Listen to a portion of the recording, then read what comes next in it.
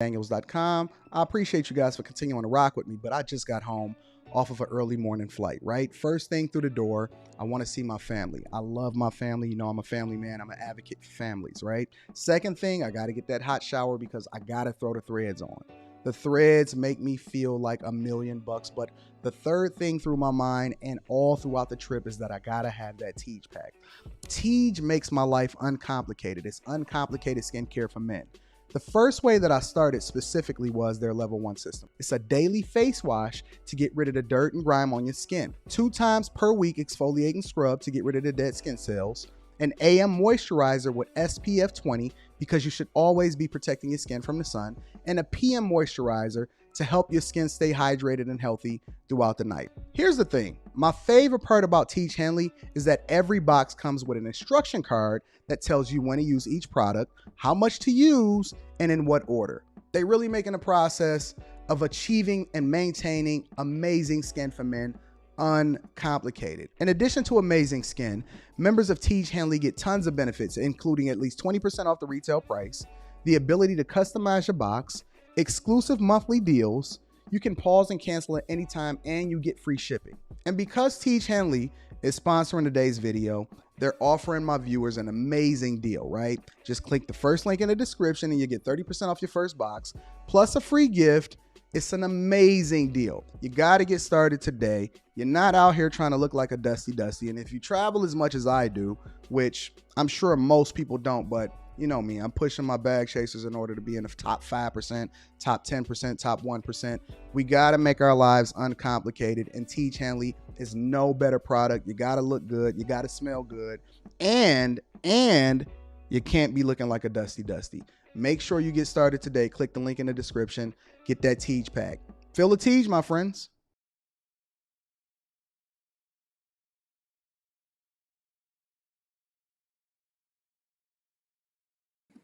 What's going on? Is Anton from AntonDaniels.com.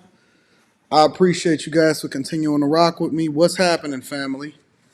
Love, peace, hair grease, all of the greatest things in the world. It is a beautiful day. It is nice outside.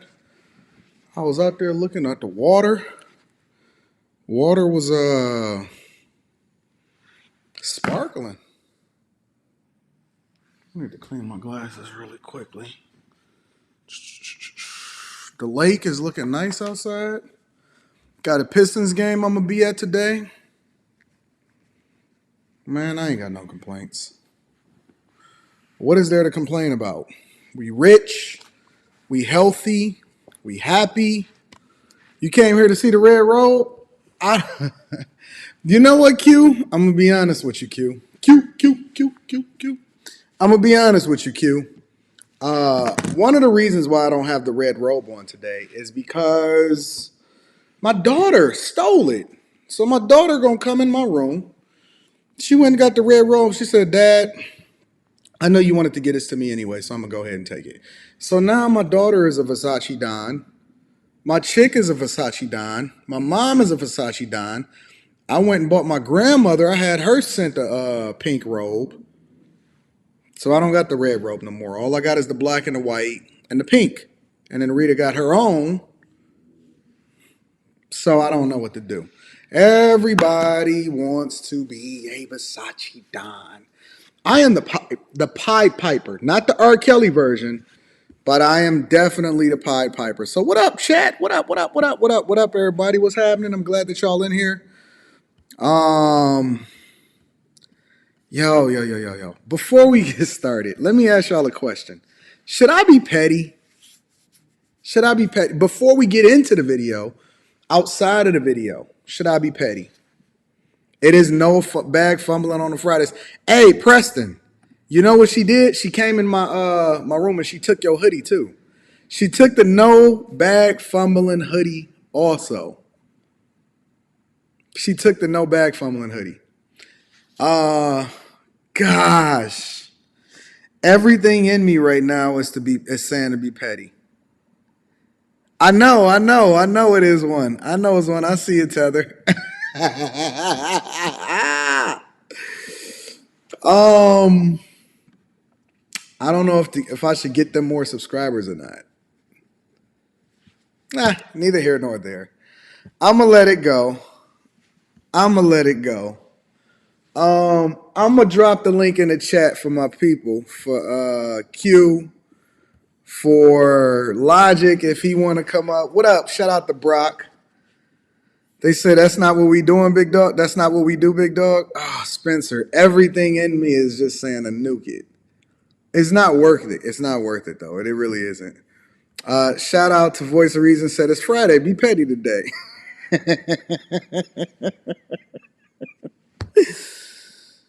Oh my God. I should just really, really like y'all be instigating, y'all be pushing me. Nah, we're not gonna be petty today. I'm gonna give a positive message. All right. My positive message is I just really want to be petty. The show was lit last night. Shout out to Kojak. Shout out to everybody. Shout out to everybody in the chat. We're going to have a phenomenal show. It's going to be a great day. It's going to be a great weekend. All of that. Let me say this. I'm going to just say this. I'm not going to be petty. I'm going to be nice. All black people aren't worth your time. I know I've been celebrating and highlighting how awesome Kanye West is. I know it's so important. They said set the tone for Fight Club. I'll set the tone for Fight Club. Shout out to Brock. Be 50% petty. All black people, the thing that I love about white people is that white people don't mess with all white people. Shout out to Think and Throw Podcast. I appreciate you for holding me down, big dog. Thank you. All white people don't mess with white people. What makes y'all think that it's important to mess with all black people? We got to pick and choose. We got to separate ourselves. The problem with a lot of black people, and you know me, I rock with people based off of character, not color. The problem with a lot of black people is that they try to rock with all black people. And so when you try to rock with all black people, you get the worst of the worst inside of the conglomerate, right? And everybody wants to have a voice. Everybody wants to be known. Everybody wants to participate. Everybody can't come. Everybody can't come. You can't align with everybody because everybody is not supposed to be there. Do what needs to be done. All right. So let's do this. Give me a second. I'm going to be petty. I'm going to be Petty Jackson right now. Give me a second. Let me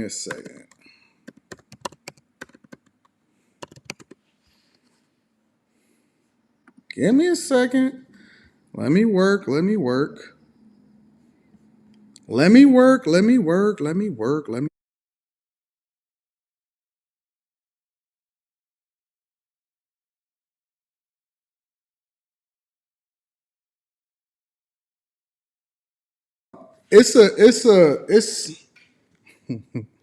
I'm gonna be 20% petty. All right. So there are content creators and YouTubers. YouTube is like the rap game now. It is. It's a lot of fake ones. It's a lot of, pretenders and all of that. And for somebody like me, in a lot of instances, you can't win for losing because when people say, "Oh, okay, I don't know if he real or not," and then I said, "Okay, well, let me show you the bank accounts," you know what I'm saying? Or let me show you the brokerage accounts and all of that type of stuff. Then they said, "Well, you just brag too much. You shouldn't show your bank account." And so it's like, which one is it? You go out, you do volunteer work, and then they say, "Well, Anton, you need to be quiet because the things that you do for people, you shouldn't highlight it." But then if I talk stuff to people, it's like you'll never be able to satisfy everybody. And so what y'all gonna have to do is y'all gonna have to pick and choose. You're gonna have to draw a line in the sand. Salutations to Anton in the chat. Shout out to you. Y'all got to draw a line in the sand. Who is it that you mess with and who is it that you don't? Who is it that you mess with and who is it that you don't? And so, YouTube in a lot of instances, it's kind of like the rap game. It's a lot of people, right? And in order to try to get any visibility, contrary to what people may think, I've been on the YouTube killing it, building it from the ground up since day one. Everybody that's ever rocked with me, everybody that's ever collabed with me, in a lot of instances reached out to me. I've duplicated it. I've built multiple different channels. I've supported a lot of content creators, so on and so forth. And it's always better to be on my team than to be against me. How hypocritical is it that these pro-black people go after black people that actually do stuff for black people? Let me say that again. How hypocritical is it that the pro-ist blackity black people spend the majority of their time talking negatively about black people? Think about that for a second. The ones that's the pro-ist black actually don't do anything. They ain't got no money. Every time, it's one content creator. This person has had my dick in their mouth for well over a year. Every person that's ever had any kind of beef with me, even if they're not beefing with me today, they go and ask them about me. Hey, what do you think about Anton? What do you think about Anton? And then they don't say nothing negative, and so they feel a certain type of way, and so on and so forth. Just be sucking my nuts. I mean, hanging on the. Listen, I'm as smooth as a dolphin down there, but the important part about that, I'm as smooth as a dolphin, but the important part about it is that you know how you have a little stubble? They be hanging on my stubble. They be hanging on my stubble. And so instead of, I remember when I first met Angry Man, and then we're going to get into the Lapeef Let's Talk show. And I'm going to drop the link for Logic, Q, whatever. I remember when I first met Angry Man, and I was reading in the chat, and people kept coming up to my platforms, and they would say, yo, what's up with the beef between you and Angry Man? What's up with the beef between you and Angry Man? And I was like, I got to go check this Angry Man guy out because I'm trying to figure out what a beef is. I go check out Angry Man's platform, dope content creator, cool dude. I reach out to him. I said, yo, fam, we gotta connect. You know what I'm saying? I reached out. I made sure I supported the platform and all of that. Me and Angry Man are like, that's my guy. It's better to align with people based off of who they are in character than to create enemies. But I'm going to tell you the people that create the majority of the enemies in the black community. It's the blackity blacks. It's the blackity black pro-black people. They are the ones that are the most divisive. They create the most enemies. They are the most horrible people that you can ever do business with. Do not rock with them. Don't do anything with them. Just completely remove what it is that you do. Now, Connie says name names. It's a lot of them. Let me get to Ezra Daly. Ezra says, hey, Anton, love the show last night. Just don't nuke the girls on the panel last night, but be you and be petty. Oh, they didn't disrespect me, so I don't have anything negative to say about them. Shout out for the 50 ball. The reason why I don't always say names is the same reason why I told y'all yesterday. I punch up, not down. I punch up, not down. You're going to have to be of equal value or more in order for me to even entertain it. Now, if you say my name 3 times like Candyman, I might show up and I might appear just for the sake of conversation. But most of the time, I watch, I add them to the list, check it twice, and then you keep it moving. If I destroy you, I get nothing out of it. If you even get on my radar, it's a blessing for you. So I'll just be 20% petty just by telling the facts. So anyways, now that they got their little 15 minutes of shine, we going to let them continue to suck on my dick, make sure that they continue to big me up. I'm more important to their platform than they important to their platforms. And so that's what we going to do. All right, so thank you to Ezra Daly. Thank you to everybody that continue to support the platform. If you have not already, make sure you check out that Tiege Hanley. 30% off your first order plus a free gift. Thank you for busting down the bag for us, Tiege Hanley, because you are very much a supporter of the show. Regardless of what Anton from Anton Daniels say, you be like, yo, we rocking with you, dog. Tiege Hanley rock with me, unlike Adidas rock with Ye. Tiege Hanley rock with me, unlike Adidas rock with Ye. The Blackety Blacks be the one like, yes, we're celebrating that Ye got removed from his Adidas contract, not even knowing that it was a whole goal of Ye, and he's been saying for the longest that he actually went out of his Adidas contract. Shout Teach Hanley to me is Nike to Jordan. You know what I'm saying? Shout out to Teach Hanley. If you have not already. Here's what I found from Wikipedia. Air Jordan is a type or brand of basketball shoes produced by Nike. Shout out to Siri. Shout out to Siri.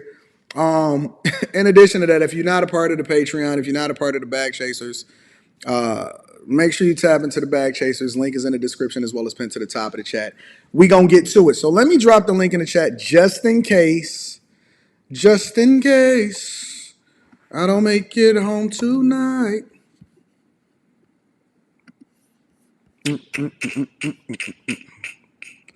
Let me drop the link in the chat for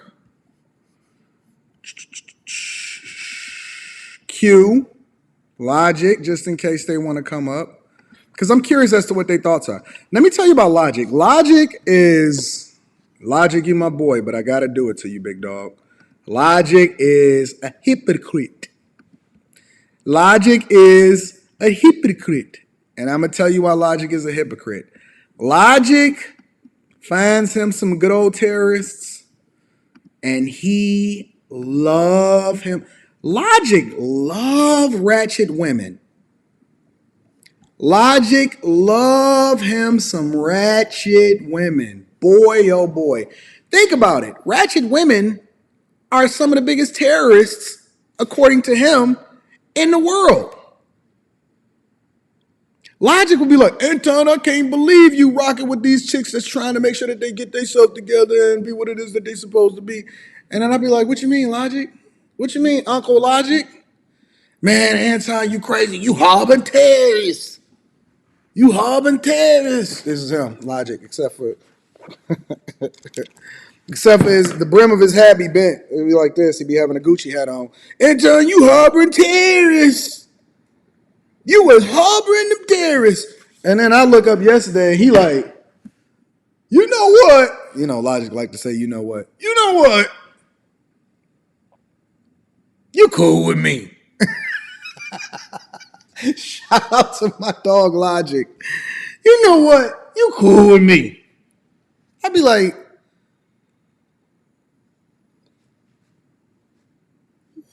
what just happened? What just happened? Anyways, I'm about to play the video. We're going to get into it. Q, I know your ass is woke. Get on up. Get your ass up, Q. And then Logic, that's for you too. So the link is pinned to the top of the chat. You know what? Bitch, I'm gonna go all the way. Let's fast forward. Let's get all the way to it. You know what? I'm gonna have to change that screen. Before I do anything, hold on. You see this right here? You see this countdown timer? Hold on. Let me get myself up. You see that countdown timer right there? Y'all see anything wild about that countdown timer? I keep forgetting because I be super busy, but I'm about to get my people on it. We gonna have to get that countdown timer changed because we don't want no terrorists on our countdown timer. You know what I'm saying?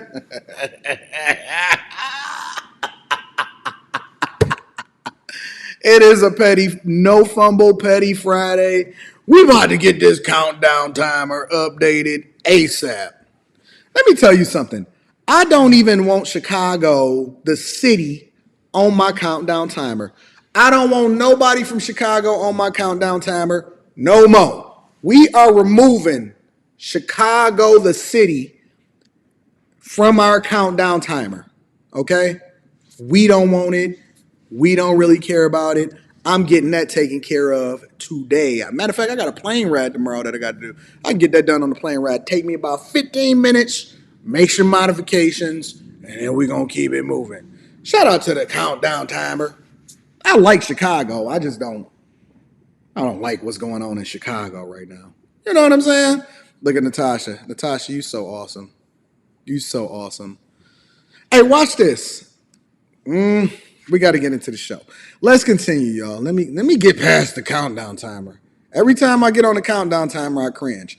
All right, so What do we see here, ladies and gentlemen? What do we see here? What we see here, and we had a rotation of different things, and it's a lot of different subjects that I believe that we need to cover today. And so we're gonna get right into the video. The first thing that I was thinking to myself is, oh boy, let me move it a little bit further so y'all can see what I'm really seeing. Watch this. So, first things first. First thing I see, I said, these women is crazy out of their mind. And they ain't even spoke yet. Do you know, listen, a panel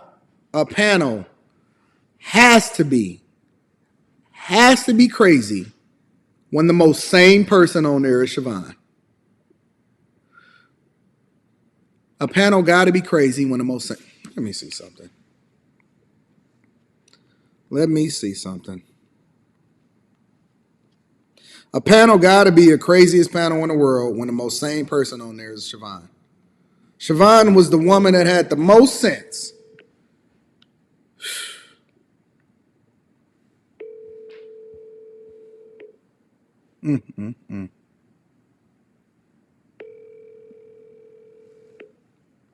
It is a hyena clan. Scavengers. Listen, it wasn't even me that I was worried about. It was Chaotic. Chaotic came up there and got the bullets. I said, Chaotic is about to go ham up here in these streets. Veronica was up there like, boop, boop, boop, boop, boop. She was kicking Chaotic's ass last night. Woo! And then I told Rasan, I said, Rasan, you in trouble, big homie. I told Rasan, I said, he in trouble, Q. Rasan tried to come up there with that simp talk. You know what? Queen Mother Earth. Salt of the universe. Salt of the universe. You know what? It's the black man's fault. Make sure that the men take accountability. Mommy 3 was like, listen, I like all of your pandering and all of that, but I was like, Jesus! These women are savages out here in these streets. Queen Mother Earth. He came up there with that. Let me show you what he came up there with. I'm going to show you what Rasan came up there with. Hold on. I want to tell you something. My teacher, your teacher, the Honorable Elijah Muhammad, the only heaven for man. This is Rasan last night. Is found in a woman. Hey, I said, don't you bring that 8 at the table, red fish, blue fish, 1 fish, 2 fish, knick-knack, paddywhack, give a duck. Q, what was your general idea of the show last night before I started going crazy? Honestly, I liked Veronica and Mommy. The other girls I really didn't care for. They didn't have a lot of input. But no, I liked them. I liked Veronica. Thing I liked about Veronica is that she can take the slugs, but also she can throw them, right? She's not sensitive. She was still respectful. So I'll definitely give her that.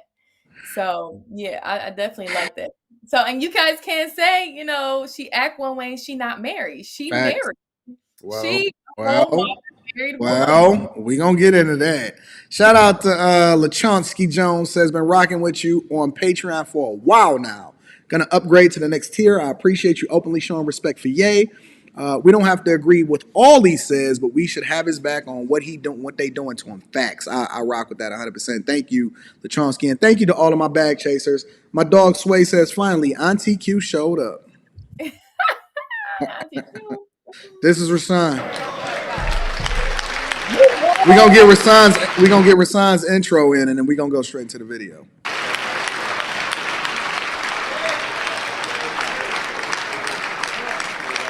Now you want to go to heaven? Yeah. Hold on, we got the #1 terrorist harborer. Logic. We got the #1 terrorist harborer in the nation today. That's Logic. Logic is the terrorist harborer. He is. is. He know he like that ratchet. I told him that the Oh other my day. God, Logic like these ratchet chicks, bro. He do. Walmart ratchet chicks. I I told him said that. the number one terrorist harbor is in the building.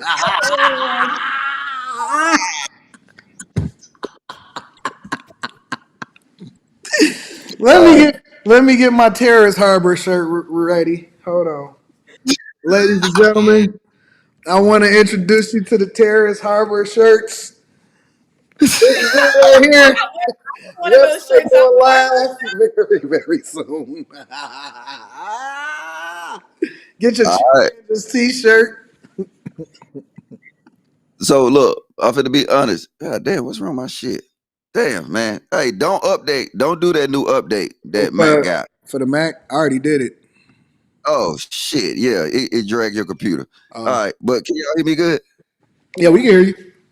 All right. So look, first off, I won Harbor Terror. So let me set it up to the scenario, right?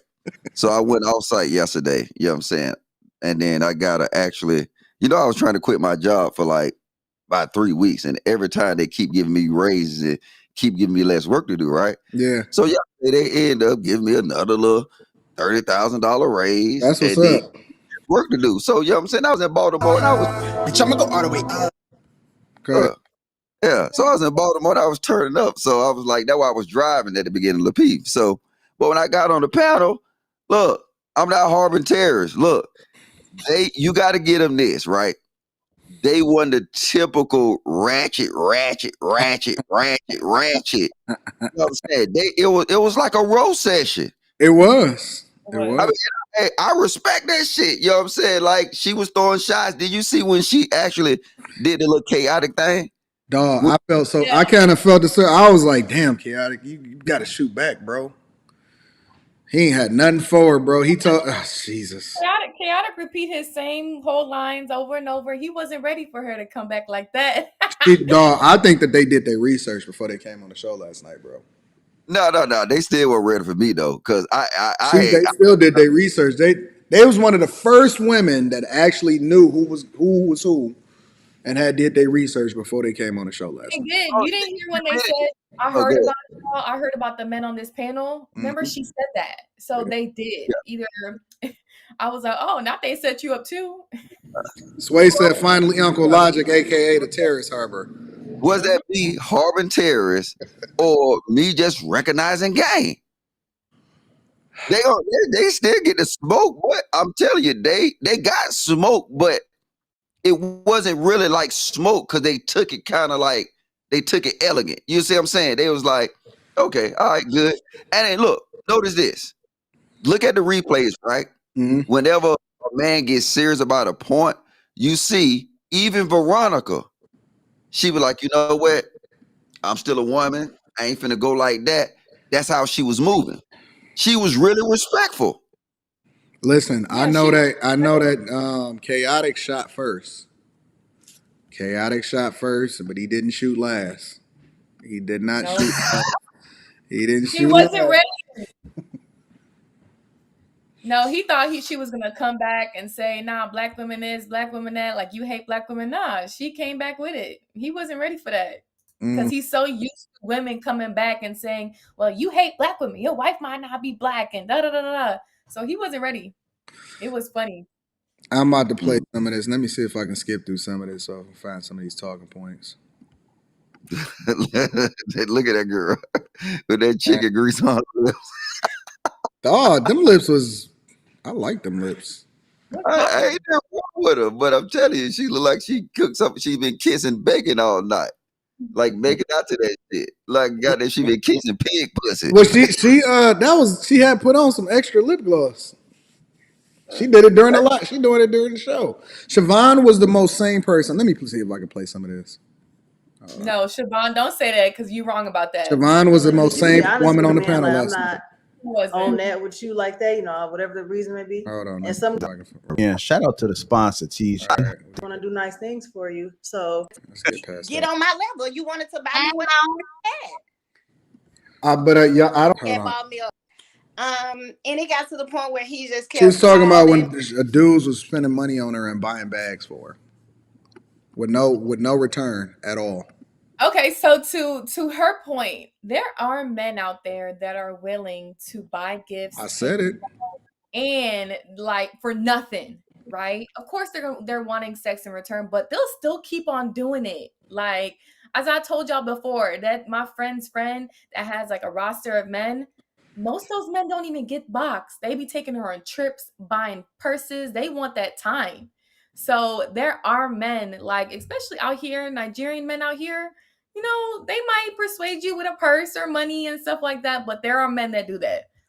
They are. Bullshit. Look at this girl. Look at this girl. No, Are you saying bullshit. she's Look at this are girl. you saying she's not cute enough to get that? No, I'm just keeping it funky.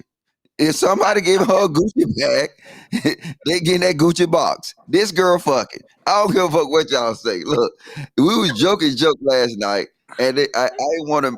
It was full roast. You know what I'm saying? But look at this girl and tell me with this mop on her head. And I said it last night. You got a full-blown mop on your head, and you're gonna see it tell me something. Niggas is giving you Gucci bags for nothing. I mean, I don't know I don't know what state she's in. I don't know. It might not be real Gucci. You don't know. Like, you just don't know. But there are men that are doing that. I don't know. I was kind of like, oh, girl, you giving up something because I don't think you getting it for free. But there are women that are getting stuff for free like that. Would they be willing to admit it though? Like, Well, I mean, what girl is gonna come on the panel and say? Because I don't know if she is or not. Logic saying that he don't think so, but Logic is the hood rat whisperer. This nigga shit.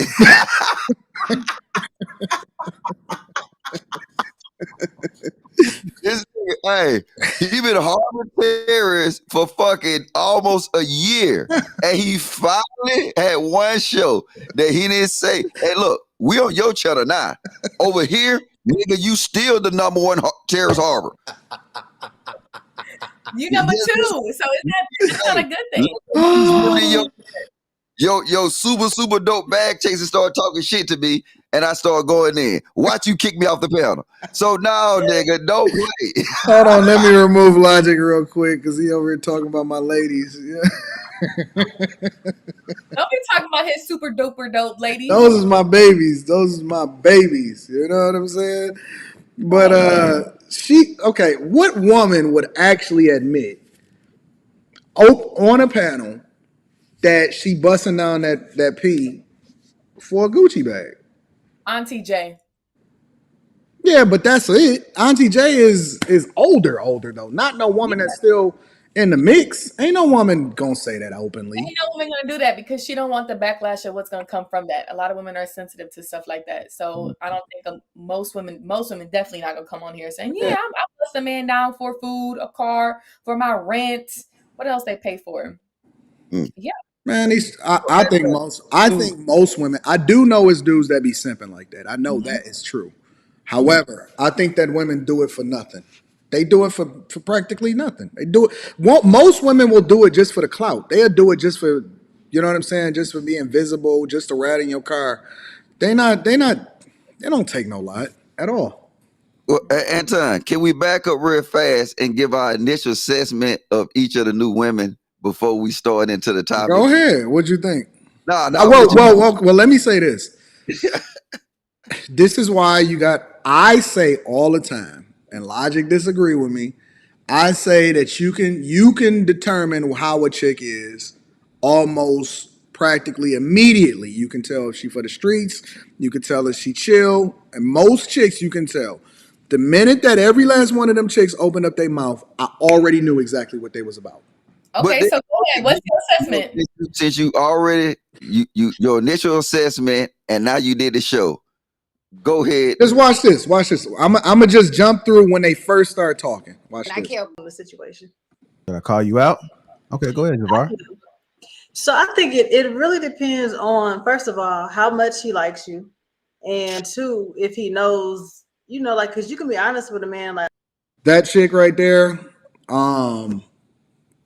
she liked the spotlight. Like she like being out, getting into it. You know what I'm saying? being in the mix, whatever the shows is, all of that other type of stuff, the celebrities. You can tell immediately she one of them type of chicks that like to be in the mix. She like the spotlight. That's my first initial reaction to her. I'm gonna move to the next chick. No, it didn't get that. No. Shit. All Why right, is it I'm like done. Her, she probably got a corporate job. She probably got a halfway decent job. She probably got a halfway decent job. She goes to work every day. She got a regular corporate job. I'm just giving you my assessment. Hold on, you can. No. She Well, probably hold up. a regular Hey, I'm finna job. She got a name in the regular. court. Jack, Your Honor. Hold up. Hold on, I'm let me finna break get it down. Let me break it down. She got a regular corporate job. She got a regular corporate job. She probably do something like I don't know, admin, HR, hospital, something like that. It could be anything, right? But all of her girls sell bundles. All right. All of her girls is be hanging out in the streets, and so she's like an in between, right? I can tell that she probably got a headboard. Well, she did. She showed she got a headboard. I could tell that she. No, that was a mattress on the wall. That was not a headboard. That was a motherfucking mattress. How am I wrong, Q? No, I think she do lashes. I don't think she got a corporate job. She do, but is that all she do? Most women do that as a hustle. No, some girls. I mean, I think she do lashes, or as I said, sell bundles. I don't think she got a corporate job for sure. Not. You might be right. I don't know. Yeah, That's a mattress. I thought that was a headboard. It's a headboard. It's a headboard. look, that's not a headboard. That's a mattress. But look, I'm gonna tell you why you're wrong, Anton. See, you been out the game. You see that tattoo right there on her arm? They be having them.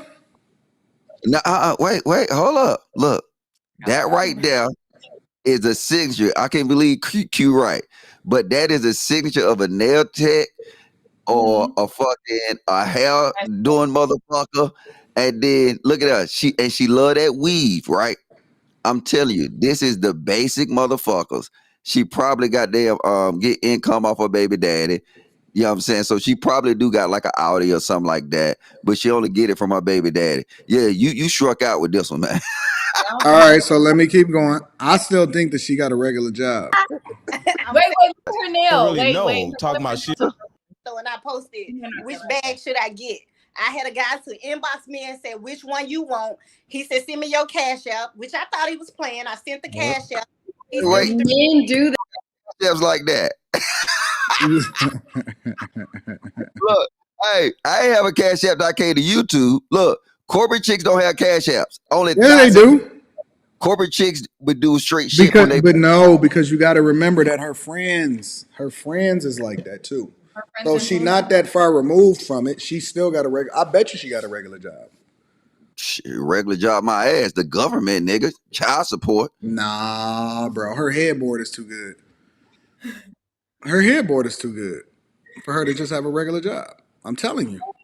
I mean, for her to just be on some child support type. No, the child support type chicks, the government type chicks, the Section 8 type chicks, they don't have headboards that good, bro. Hold up, what's her IG? Expensive headboards are not expensive. Like that don't mean that they have them. They still don't be having them. Let me see if I can find her on IG. But let me go to these next. Let me go to yes. Y'all know who Siobhan is. $50 to get in. They blow up bag. We already really don't want you, but like the Sims, they want to tell their life story. They want to tell this. They talk to. All right, I spotted that immediately. Wait, I didn't honestly. By looking at her, I did not know. I didn't either. It was when she opened up her mouth. I immediately knew exactly what. She was talking about boom boom this and dun dun dun give me head. I was like, dang, is that your sister Logic? Like that is Logic. That's why Logic loved her so much. That's why he was the harborer. Well, you don't cut that shit out. Look, first off, because I recognize who she was, and plus I saw her on Sunday show. So that's how I know she said she wanted to just come home and get some head, right? So I already kind of knew what kind of chick she was, right? She wanted no controlling chick. She want Pookies and Ray Rays, and she want niggas that, like, she don't want no nigga to tell her what to do.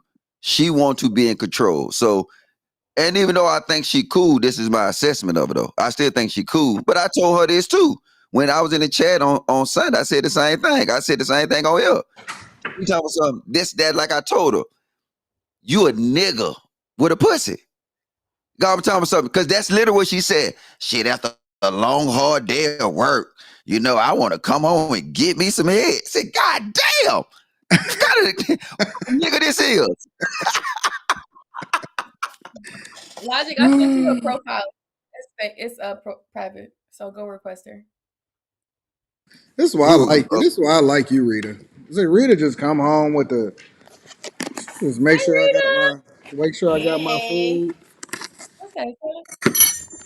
So chicken salad. Nah, Anton, you wrong. Because I looked at I'm this wrong girl. about who? She got a picture from the back. Ain't no corporate. All women got a picture from the back. Q got pictures from the back, and she corporate thugging. No. Nah, you don't got a lot. You don't. You very rarely see people with a picture from the back like that. But if Q do, then she'll thought too. She ain't off limits. But my point is that my point is that Q is still corporate thugging. She still got that corporate job. Sure Q do. is messy as fuck. That's what she is. Sure am. Like, you remember who the first one that actually put it out?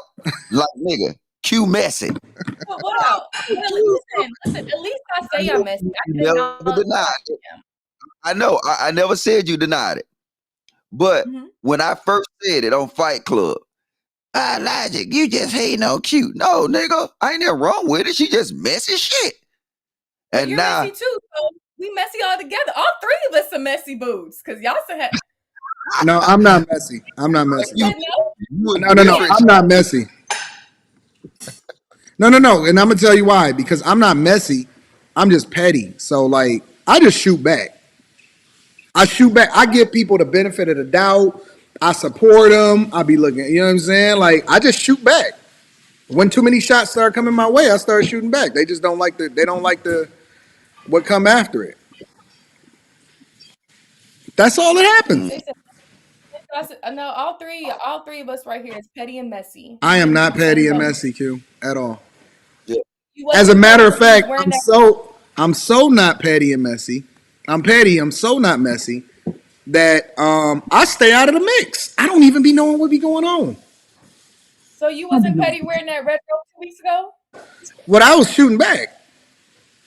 But look, Anton, now you know you're lying. Cause look, I'm an equal opportunity. I call Anton out this bullshit. So look, I don't be knowing half of the shit. But them chat ninjas, and I know if I got them niggas sending me shit to keep me updated, I know you do. I know you do. Nope, I don't. I don't. I'm telling you. No, because Logic. I don't be knowing what be going on. Hey, look. No, look, it don't matter. Even if I try to be out the mix, these chat ninjas will send me shit. I'm like, the fuck? You shit from like a year ago. Hey, watch out, Logic. This is what so and so did. So I was like, the fuck? So a lot of times when I spaz on somebody, it's because of something that chat ninja or Q send me. I don't I be like, I see stuff because of course people gonna send you stuff. They gonna DM you and all of that. But most of it, I would say 98% of it, I ignore it. I just ignore it until I actually, and then even when I see stuff, I'll go and have a conversation with the person first. Like, I'll bring them up on Fight Club and be like, hey, bro, I heard you was moving like this or whatever. So on and so. Like, I'm not gonna go out of my way, especially to talk to a peon. You know what I'm saying? I got this peon that I got my eye on right now. I got plans for him though. Who? I don't want to say his name because like it helps him. If I, you know what I'm saying? If I say his name, I don't want to give him no. Huh? Does he be on Fight Club? Got his own channel. He don't be on Fight Club. Oh, I don't know that. No, but I got this peon that I got my eye on right now. Because a lot of people think it's just the internet, and it ain't just the internet for me. It's real life. So yeah. Well, that's why I've been transitioning through. I don't know if you noticed, but that's why I don't go on Fight Club no more. Cause I think I be really want to punch these niggas. Yeah. Man, I mean, I had awakening the other week because I really wanted to punch the shit out of this dude, and then they know I can't, so that's why I was like, you know what, I'm gonna stop going on panels like that. Like I'm gonna literally stop, like, because I don't want to be around these motherfuckers. Like some of them cool. I'm gonna be honest with you, most of them cool, but the ones in the pot that I just be want to punch. So I got to get separate myself. So I don't slap the shit out of nigga. No, I got my eye Most on somebody in real life. So most of them won't even say what they say online in person, Logic. You know that. Like that's why you shouldn't even trip on them. Let them think. Sometimes people say stuff to get under your skin, and you let them get under your skin. okay, so let me get back to this real quick. So what's your initial thoughts of the Mommy 3 loves? The Mommy 3 see, it's unfair because I knew about it, right? Well, what So was I your know. initial thought of her when you first found out about her, though? Well, I really see. I'm different from you though, right? You make these deep assessments, and I base my assessment off of what they say. So based off of what she said and what she was saying, like I think she's really, like I said, look, she a street chick. You know what I'm saying? But she a street chick that's looking for and I think she said it alive. Like, you know what I'm saying? Like she said she'll use car. Like, She kind of cute. yeah, but she, you know what I'm saying? She knows she got 3 kids. You know what I'm saying? She probably in her late 30s. She knows she'll use car. So for somebody, she probably be a good match. You see what I'm saying? Yeah. Because the problem with most of these women is they don't know where they at. And I think she know where she at. They know where they at. They just in denial, bro. I think that most women know where they at. They just be fronting, bro. They don't want to say it out loud, but they know what they at. Most women overwhelmingly know exactly what they worth and what they about, bro. They not disillusioned. But did you remember what she said? Oh no, I remember what she said. She just one of the ones that's willing to say it out loud and admit it. But I think that most women know where they at. Let me show y'all. Let me see. I haven't been to her Instagram, but I'm gonna check it out real quick.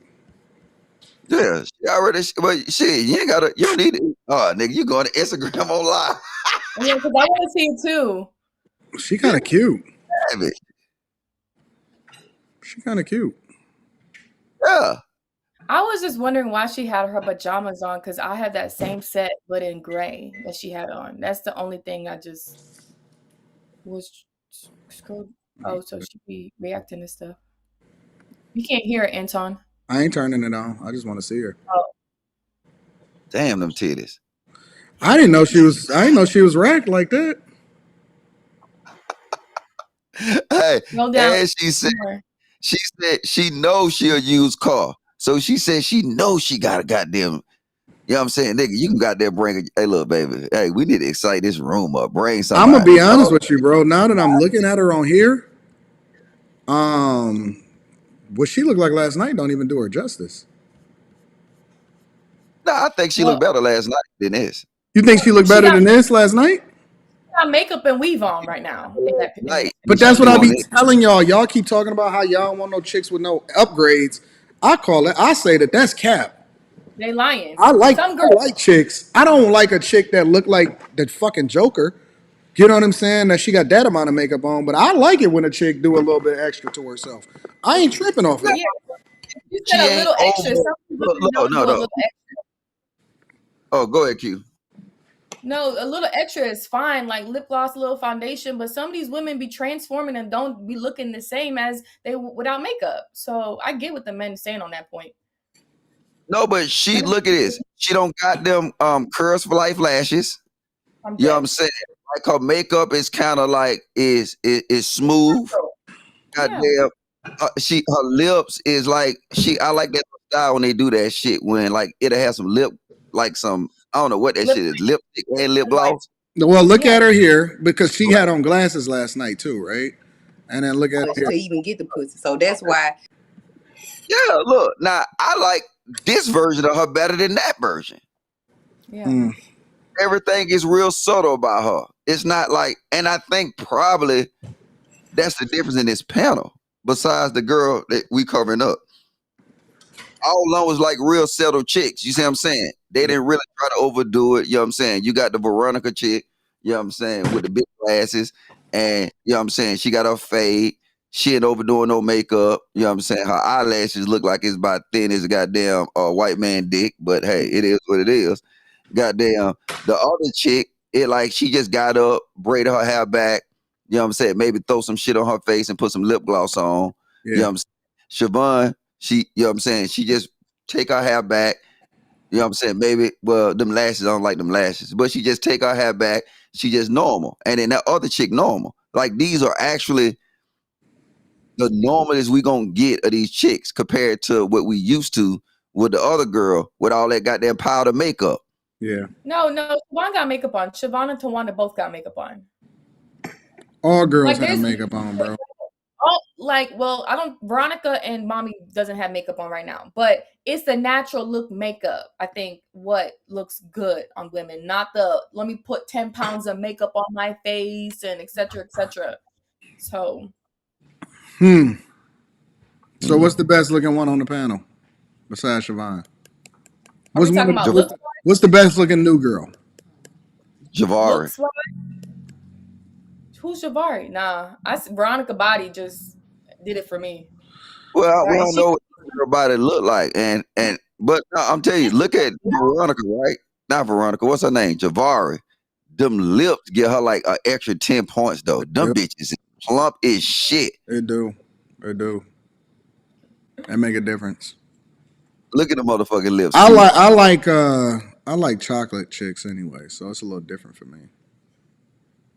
So let me keep playing. Let me play a little bit more of this. They try to use the things that they got. It's that accent too, though, bro. And 9 times out of 10, but wait, I got to call Cap. Why? Oh, that was you on the show. Yeah. I thought that was logic right now. I'm like, why you gotta call Cap? Listen, that's not what I'm talking about, right? Watch this. Watch Rasan. God that you are courting with or dating with intent, right? I ain't talking about somebody that you just. I was just looking at him like, you know, I mean, you don't really care. You just, like you said, you just want him to come, you know, slide over whenever you need him to slide over. I'm not talking about that guy, but a guy that you really interested. That you really looking for a future with, long term with. Obviously, you want to know his background. I knew he was off. Obviously, you want to know exactly what you know what I mean. So to make the right decision or a right choice, right? But most of those guys, talking about though. But most of those guys random dudes talking about they trying to bribe their way to some pussy. I'm just we trying don't to be like clear. that. We don't like for a guy to bribe their way to some coochie. Like, stop bribing. Like, you could really get the coochie, but you know, like me, you know, I'm a Southern chick. Like, I'm out in Texas now. I go on a date, and a dude open the door for me. Nice looking dude. He opened the door for me, and then we sit down at the table. Man, that ass fat. Man, nigga, you done fucked up, man. I ain't finna give you no pussy. We finna get on this date. We finna go on by our way because you done fucked up. You talk too much. You talk too much. You talk your way out of pussy. And that's the problem. Stop talking. Talk your way out of pussy every day. Men need to shut the fuck up. Let me tell you what the problem is, Rasan. That Nation of Islam, I want to save all women talk is not going to work tonight. Logic stuff. Dog, you got to be able to read the room, in my opinion. And these women, it's almost like, are you going to the country club or are you about to go to the hood club? You can't take the same move into the hood club that you're doing with the country club. It just ain't gonna work. As a matter of fact, I would say you could take the same hood club move to the country club as far as when you're dealing with women, but you can't do it the opposite way around, bro. It's not a good move. These women ain't trying to hear none of that. She called him a panderer, all of that last night. Just wasn't moving. Let's see something. Kid, would you talk to a Rasan type? No. Why not? I don't know. He comes off. I don't know if he comes off. If that's how he is, I don't know. It just seems fake to me. Like it doesn't come off like that's really him. You don't think so? It seemed like it's real to me. I don't know. It just sometimes when I listen, I just tune him out. Like it just doesn't come off. That's really him. You know what it is though? Is that the conversations that we was having is like we're over them conversations. So now if we see somebody come up that starts still talking about it, it's like it's either something you done said or already debated about. So like I don't know, for the most part, I be falling asleep about that dick and pussy talk. You see what I'm saying? So it's like everybody that come up that talk about it, and I done heard it before, it's nothing new or original. I'm with Q. It seemed like it's fake to me. I don't And plus, go ahead, Q. October. So I've been on there since October. So it's the same repetitive questions and the same type of logics we're given. So that's why I said what I said. Like, Bro, the thing about it, like, okay, so let me ask you a question. Logic. Of all of the new girls, which one would you rather talk to? If somebody said you got to pick one, only girls left on this earth are these chicks right here. Who you rolling with? What's my mind frame? My mind frame now? I don't know. You tell me. All right. So if I'm really trying to if I'm moving in the streets and I want to just bust something down real fast, I'm gonna go with Mama at 3. Well, what if you're trying to have a long-term relationship? Who you rolling with? Name one of them. I mean, I nope, don't know. You gotta pick one. Relationship, but yeah, pick one. No, Logic. Gotta pick one. I do this. Let me see the other girl. Which one? The one that we covered. Wanda? Yeah. Her? Nah, cover her back then. All right, we good. That's all enough. All right, I don't know. It's probably between that Javari chick, but I don't know. Like I gotta see how they living. You see what I'm saying? No, just based off of what you know on this panel. Javari because the thing is now what turned me on about a goddamn chick is how they live. You see what I'm saying? I like. Well, you don't have that luxury. You can't go by that. You got to pick. Based on what you've seen, Logic. If I was be a gambling man, I go with the Javar. I go with the Javar TV girl because of them lips. Check your IG. I just sent you Javara's Instagram. You're a mess ass nigga, dog. Well, you said you want to see how she live. Look how she live. I'm trying to help you. I don't know, man. That's a hard. Well, no, it's not that hard. Javara barely spoke, so I can't. No, but when she spoke volumes. Did she? Yeah, she got that. I gotta tame. You gotta tame her attitude. Oh yeah. Okay, yeah. That's the only thing that's holding me back from her. That's why I said volume in a positive way, because it wasn't really. Like she's like when she was talking about, she said something about I'm gonna have to try. I'm gonna start time stamping different talking points while I'm on the show. But she had said something like, if it ain't working out, I gotta get me a new man. And then she was like, oh, that's what we doing tonight. And then she came, so she started defending Veronica and stuff like that. Mm-hmm. I was just like, I mean, I just pay attention to how people move a lot of times throughout the show, and that kind of give me some insight on what you're gonna be dealing with or what you're gonna have to deal with. You know what I'm saying? Afterwards, so it's a little bit different for me. But who would you choose? Probably her. Yeah. I feel I believe I can tame that. Yeah, definitely her. You going in? You want to tame them already? Like I wouldn't have no choice. That's the one that I would have to pick. So are you saying she's the easiest? You can't pick Siobhan. You can't pick Siobhan. You got to pick one of the new girls. Yeah. Yeah. Are you saying she's the easiest one to tame on the panel, Javara? No, it's not that I think that she's the easiest one to tame. It might just be the lips. I don't know. I'm dead. It might just be the lips. I'm like, what? You just said it might just be the lips, Q. I'm gonna just be absolutely 100% real. It might be the lips that I'm blinded by. I swear to God, I was like, Jesus. Look at them lips. After you saw her Instagram, what do you think? Wow, yeah. Looking at her Instagram, yeah. I'm with Anton on it because she got like a little bit of personality. You know what I'm saying? You probably like, you know what I'm saying? You'll have to go through some rough patches because you probably have to kick out a couple of times. You know what I'm saying? To flex some muscles. But Yeah. Damn. Shit. Dog, look at that. Yeah, dog. Look, watch this. What up, Siobhan? What's up? I'm on the live just to let you know, so don't say nothing crazy. Uh-oh. Okay, well. What'd you think? What'd you think about the show last night? I thought it was cool. I laughed pretty hard. I thought the girl Veronica was really, really cool. I liked her on the show. Is she coming back?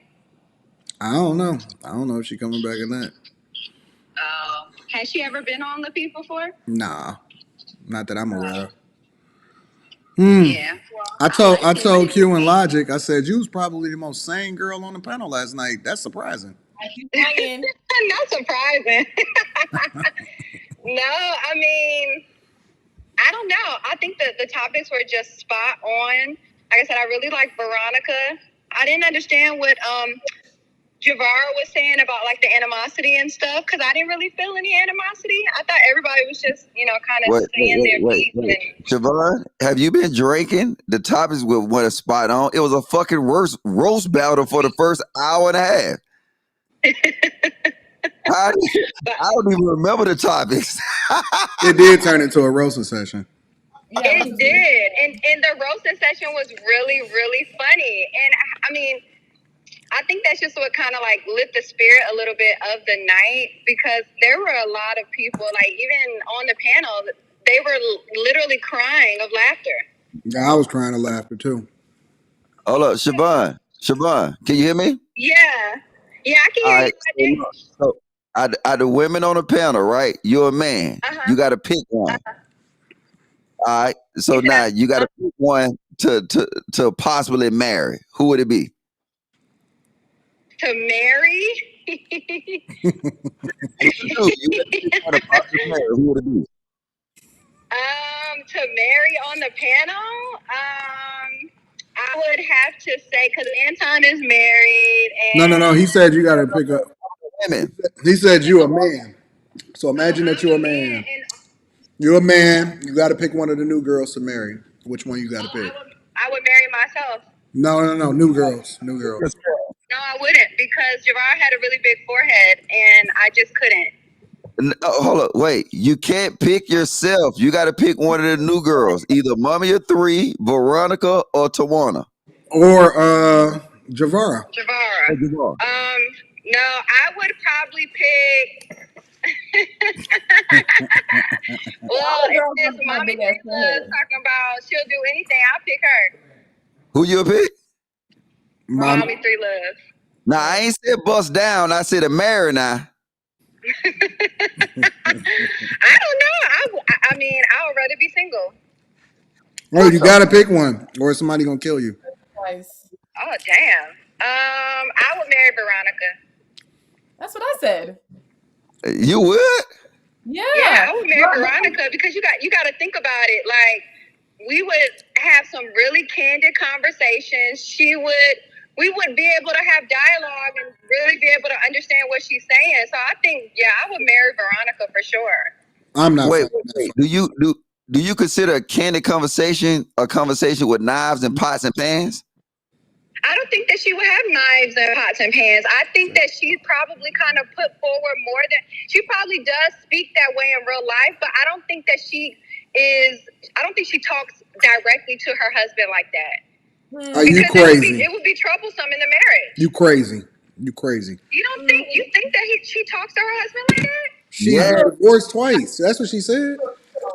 Yeah, but I mean there are people that make mistakes and they get remarried and then it works on the 5th try. Like, it just depends. Listen, I feel that. Think of Mr. Let Go relationship detachment classes, because that's some shit that sound like emotional. No, but I think Mr. Let Go talks a whole lot. Like, he will literally fuck up the whole panel. Wait, hold up now. You even talk about my nigga Mr. Let Go. We cool now. So look, we about to kick your ass off the panel. You keep talking about Mr. Let Go. No, look, say what you. How you gonna kick me off? Say what you really think, Siobhan. What do you think? No, I think that he just talks too fucking much. That's what I think. And I think that sometimes when he does speak, his I guess his translation on what he feels is like real life. Like, he throws me off when he talks about the wigs and the lashes. It's like, how you talk about somebody wig and lashes and you don't even have no hair? I don't understand. It just throws me off sometimes. I'm just like, look, I gotta have my weave, I have to have my lashes, and it's all good. I don't know what type of class he's going to, but I don't want to go.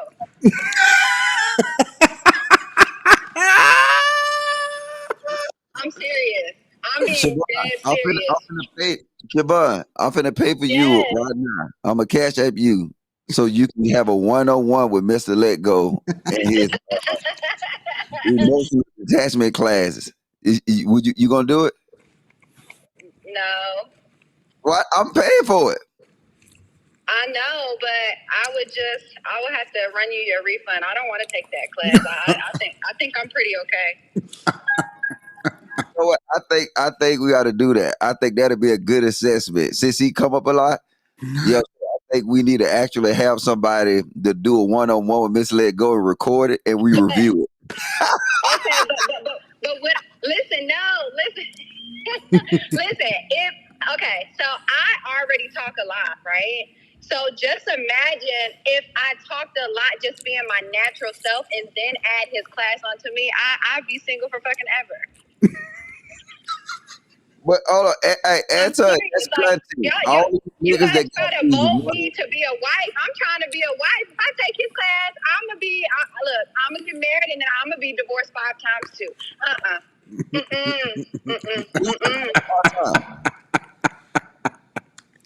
I want to be married. I want to be married in the next 3 years, and I think I'm on a steady path. And if I take that class, that's gonna knock me back. I just turned 30. I'm not trying to get married at 45. I'm telling you, I want to get married before I'm 35. Okay? You get what I'm saying? Like, does that make sense? Like, I don't want to backtrack. You see what I'm saying? Like, I'm not a city girl no more. I just want to do the right thing. She said, "I'm not a city girl no more." I'm serious. I think you need to detach from your emotions, Siobhan, and you need to take Mr. Let Go class. But why doesn't anybody know about this Mr. Let Go class? Because I don't see him promoting this on there. All I see is him on the Instagram talking too damn much.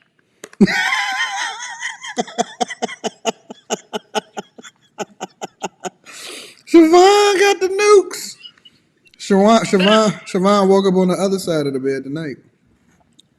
No, I'm serious. I am so serious. And I'm actually in a really good mood. I'm stuck in traffic, but I'm in a really good mood today. But that's just not a class that I want to take, Logic. Where you at now? You in the city? No, I'm not in the city. I'm trying to get there, but it's so much traffic, I can't even get to where I need to be. Let's go get brunch. Hey, I'm all good for brunch now.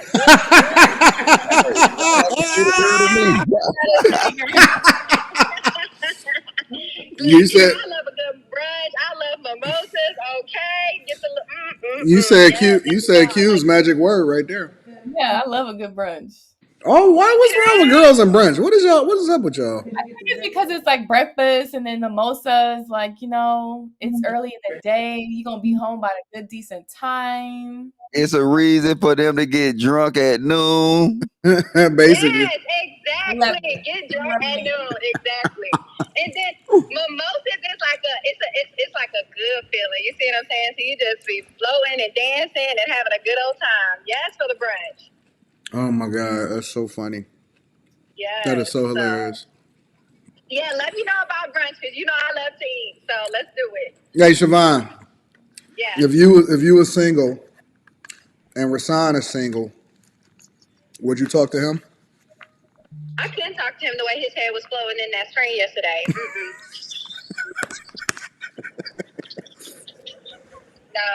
No, sir. I don't know what he did. I don't remember him looking like that the first time I seen him. Oh, yeah. I forgot. He had some porcelain veneers or something. His teeth were looking great. Siobhan be paying attention to all the details. No, he has more gums and teeth.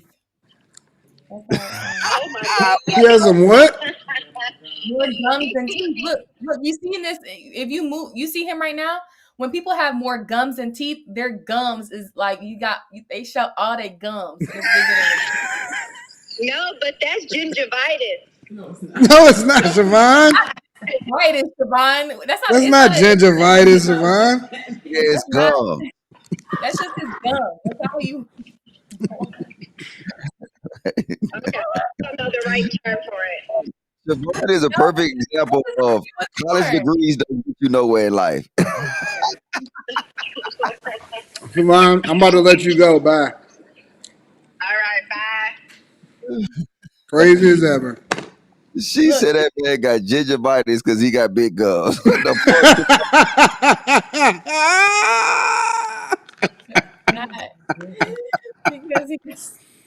At least she didn't say halitosis.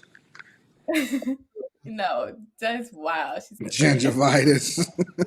All right, let me move to some of these other spots. Hold on. Y'all don't see his gums right there? Dang. Y'all see it? Watch his mouth, y'all. This is what I didn't understand right here when they was talking about this. Construed all the time. I think people need to really look and look at the definition of controlling and then see if that person that they're dealing with is actually controlling or not, because it can be heavily misconstrued in a lot of different ways. Some men really do love you, some men really do care for you, and they really want to see you succeed, but a lot of us are so, I guess, self-centered and don't want to not lead, but we don't want to follow. We want to be able to do our own thing. And because of that, it hinders a lot of us in our thought process on a day-to-day. You know, the word control is not neither positive or a negative word for the right. He was absolutely right on that. I think because people been in so many abusive relationships, they hear the word control, they've been tricked to think of the negative. You can control. Women at the same time say they want a man to lead. For a person to lead, that means that person is in control. And if the person, so what did y'all think about this part where I think this is where me and Veronica kind of went off the rails, but Rashawn is right. Women get triggered by the word submissive, control, in a way. Like, he's right about that. It doesn't have to be a negative thing. Like, women just think it's like, oh, once he's controlling, you're a slave to him. No, that's not what it is. But he was right for once. All of the women on the panel was talking about how they didn't like the whole idea of that word control. Every last one of them was talking about that, John. I mean, that's probably because it comes from someone hurt and they felt they was controlled. Like Veronica talked about it, like in one of her past relationships. So that word probably triggers her. Hey, hold on. One thing I know for sure. Logic came up there looking like Bruce Wayne. Logic, where was you coming from? He came up there looking like Bruce Wayne, just came back from fighting crime, and he put his dress up clothes back on. What the heck are you doing, Logic?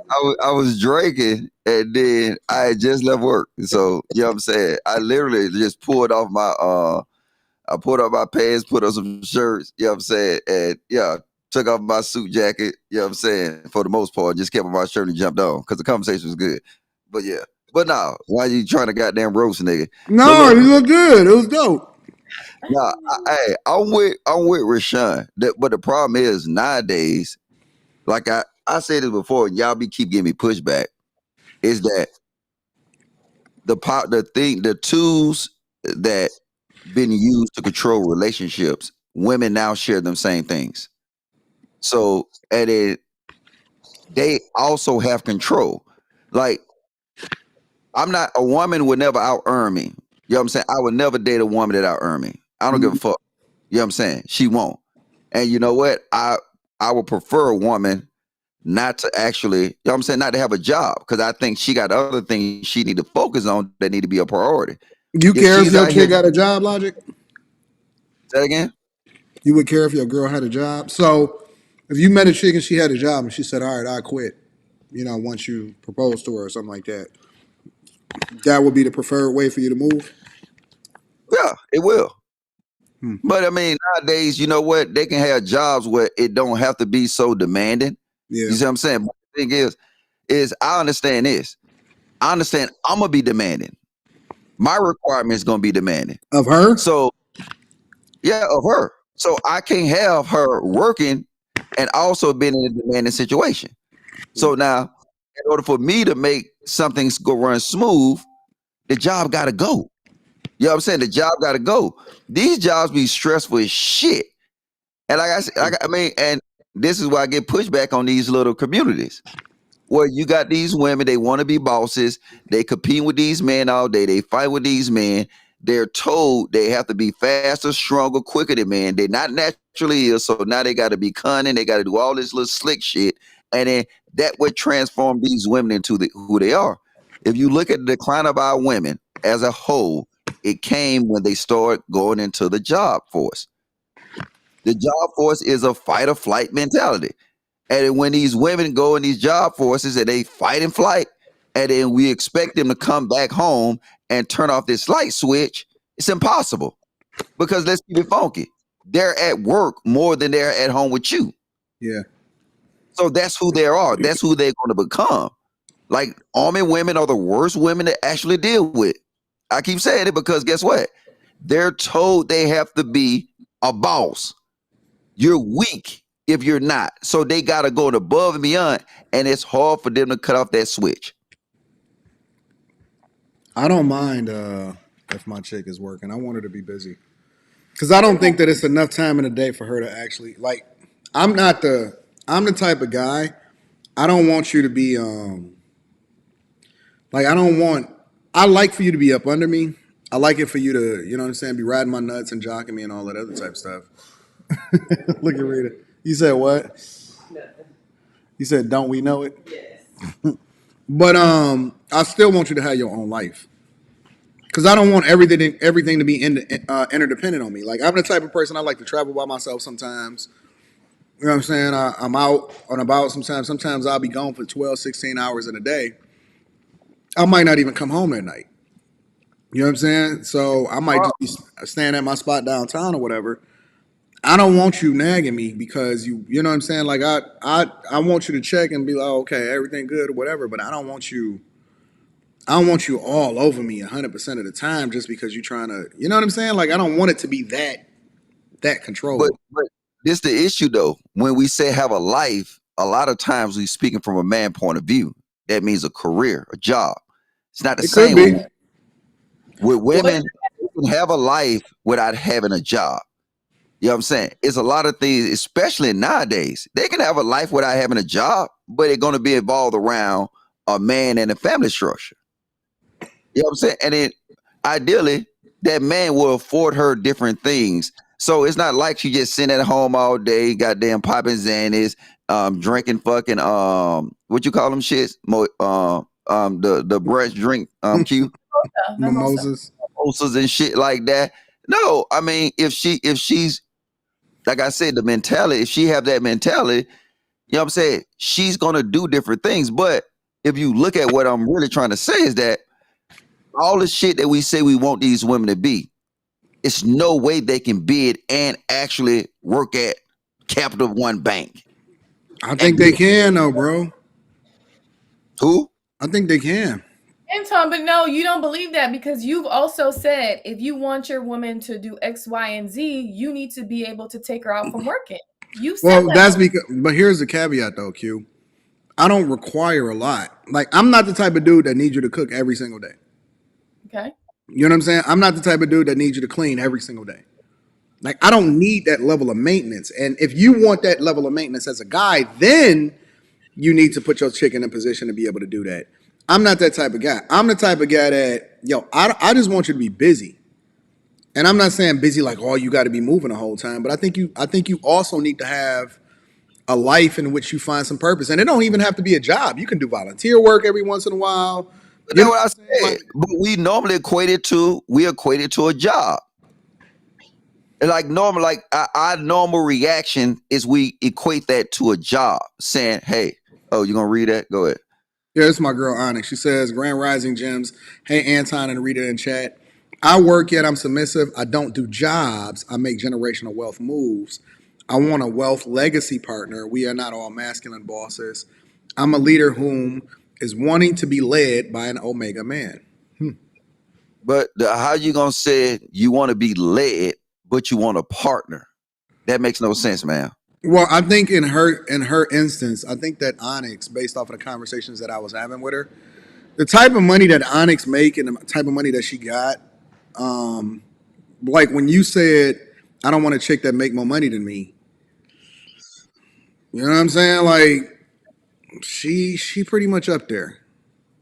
And Yeah, so but she? I mean, but her But she's not statement, smart. right?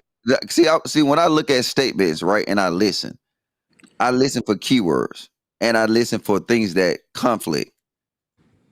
Led and partner, they conflict each other. She's saying she want to be led, but you want a partner. No, you don't want to. Them two words conflict. You know what I'm saying? It literally, when she put led in there and she want a partner, nah, them two words conflict each other. But ain't well, no though. You know what I'm saying? But the point I'm making is, even in this relationship community that we talking about now, this is why it'll never go nowhere. Is because the expectation that these men have for these women, it's impossible, because they want partners. You she want says she want a financial partner and a leading husband. So she wants somebody to share in her wealth with her as a partner, but she wants somebody to lead her as a man. you can't have a financial partner and a leading husband. I don't know. She sound like goddamn Miss Word salad with oatmeal pie, goddamn crumbs sprinkled all over top of that bitch. So look, I ain't finna get there. But it don't work. We see it. You know what I'm saying? We see that dudes now, they get these partnerships because they're not relationships. I keep saying it. And even the women, you let them talk enough, they will steadily use that word partner in a relationship. If you want to be honest and be led, it's not a partnership. I think you said it best. It's a dictatorship. Well, it is with me because I mean I'm a different type of dude. Like I'm that type of dude. But I still want you to be I want you to have something going on as far as something else that fulfills you outside of me. You know what I'm saying? Like I want you to go out with your homegirls and go out to dinner. I want Mhm. you to like Rita just came back from Vegas. She was saying it was her mom, my brother's sister. Like, you know what I'm saying? Like all of them went out to Vegas together. I don't want you to have to require me to go with you when you go out and do stuff. I want you to also have your own ideas, have stuff that you're interested in. I want you to be able to go and do stuff. You know what I'm saying? That's happy and fun and stuff like that. I might send you to the game, you and your homegirl, or you and my daughter, because I'm busy and I'm working that day. Yeah, I but don't want you to be all though, completely 100% interdependent on me for your happiness. but you said what I'm saying. But everything you just said, you did not say a job in that equation. Well, it can be a job too, but I don't want her to go to work for money. I'll put it like that. I don't want her to do what she's doing for money. Like Rita is really, really passionate about helping people. One of the reasons why she had got into the healthcare field initially is because she just had a passion for helping people. And then, I mean, she determined that she didn't want to do that because she didn't want the time requirement that came along with it. But that's the whole reason why she went into it. She never cared about the money aspect of it. But see, that's different though, because that's a passion. Yeah, that's true. Yeah. But, And but also, how many people actually work in their passions? You know what I I'm mean, I saying? don't like my passion, but I like my job because it's easy. So I think it all depends on what job they have. Like I work from home, I barely work, and my boss doesn't micromanage me. So like it also depends like what job they have. Yeah, but see, if you find the right man, just say this. Just say it magically happened, you know what I'm saying? Like the earth crashes and the come back again, and you actually find you a nigga. And just say he tell you that, you know what? Hey, Q, you don't have to work. Because if you just, and I'm just basing this off the talking points in these different sectors, I'll quit my right? job. But see, and then now you can meet the expectations of these talking points they have. But Yeah. if you really listen to it, they want a partnership and they want this whole laundry list of shit over here, which is Yeah. if you equate the two. And I say, I gotta do, and I mean, I think I told the story. I gotta do that he be listening to these little. I put him on these damn podcasts, so he be listening to them, and so he be telling his wife that, oh man, you need to go to the jail, and I had to cuss his ass out. I was like, wait. You're retired. We sitting on the couch, drunk as fuck, at goddamn fucking at noon, and I look at what she do. Mm-hmm. You know what I'm saying? She get up, she'll go take care of the kids. She got them keep the house clean. She take the kids to football practice. She'll go to work. She come back. She cooking. She doing homework. She doing all that. It's like, hold on, wait. And you gonna say something about her about going to the gym?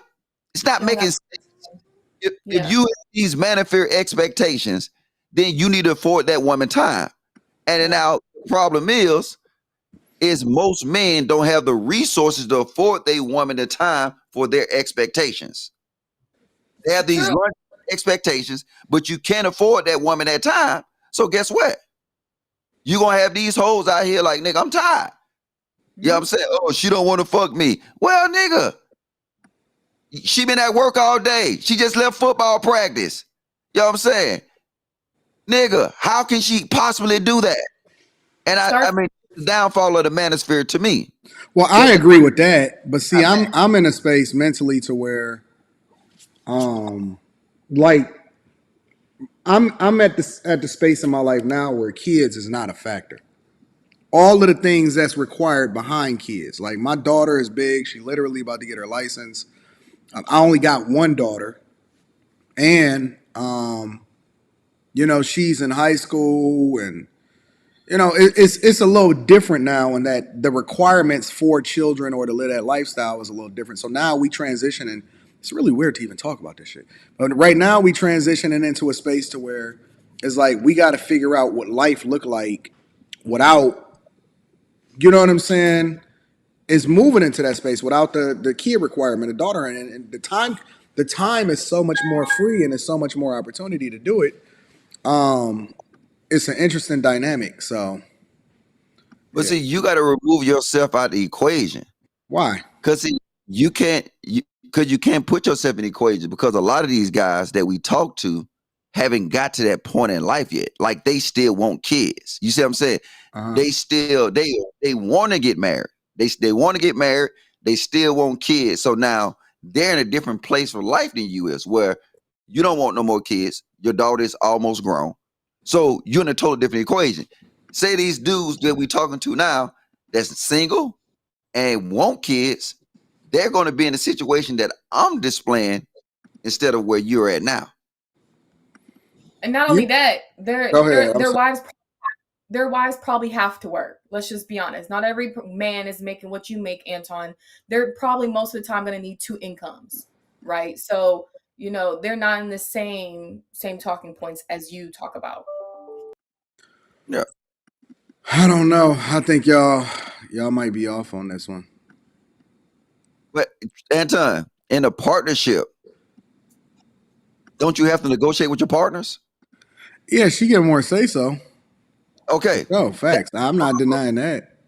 But that's the problem where we're dealing with these relationship talks, is that ideally these men are forced to negotiate. Yeah, because they interdependent on that chick in order for them to be able to survive. I agree with you 100%. I'm not disagreeing with you whatsoever. Do you think that lightens up a little bit though once that kid gets, you know what I'm saying, to a certain age or something like that? But for the most part, you got to realize this. All the dudes we talk to, just use Fight Club for example. How many fit into that category? I don't know what their finances are. No. People got finances, right? Just say the age of their kids. How many that's in Fight Club that have a wife and a 16-year-old daughter? Scratch the finances. I would imagine not many. We're not dealing with a majority of the people. The majority of the people we're talking about are single, looking for wives, and they got to go through everything we saying. Well, somebody got to help kids with the homework. Somebody got to be there to lead these kids. Like I said, Elon. No, it wasn't Elon Musk. It was what's the Apple guy? Steve Jobs. Did you see his clip on Fox News when he was talking about the breakdown of the family structure Mm-mm. and of the education system? I didn't see it. Essentially, what he was saying is he made a statement. It was actually good, and it's an old statement. He was like, now women focus on being these career-minded women, and they are no longer investing in the kids. They're no longer investing in the kids' education. So it's not that the education system is doing so bad. The investment from that primary person, well, that was the woman, it's no longer there. These women are actually choosing careers over their kids in the aspects of education. So if that woman was home and that man can afford that woman to be home, and it's not, and we still look at it, we got to look at it to where you don't have to be rich to have your wife stay home. Let's keep it funky. You don't. You just won't be able to ride around in fucking Porsches and fucking but you know what? If both of y'all do work, you can get a Porsche. But if both of y'all don't work, you might have to get something that you can afford. You got to get a Prius or some little weak shit like that. You know what I'm saying? But that's what you can afford. Now, your wife have the time to invest in that kid, that family structure, your relationship. You know what I'm saying? I like little shit like that. My goddamn dry cleaners, I had some shit in the dry cleaners that was in there for 2 weeks. And the motherfucking little Asian lady told me something, you got to come pick it up. I was like, look, bitch. Though. You know what I'm saying? Because I mean, I work, then I be doing this YouTube shit. Then I got special projects I be working on. And then sometimes Logic, how you gonna be doing your thing? How you gonna do the stream thing, bro? How we gonna do it? Yeah, like no, I'm saying like with your schedule. I think I'm about to start mine's on Tuesday when I get back from out of town. Yeah, we doing it. We starting off doing it once a month. So we're gonna do it once a month because we're gonna I mean, we ain't doing like no stream yards. It's like an in-person live podcast. Yeah, that's how mine's is.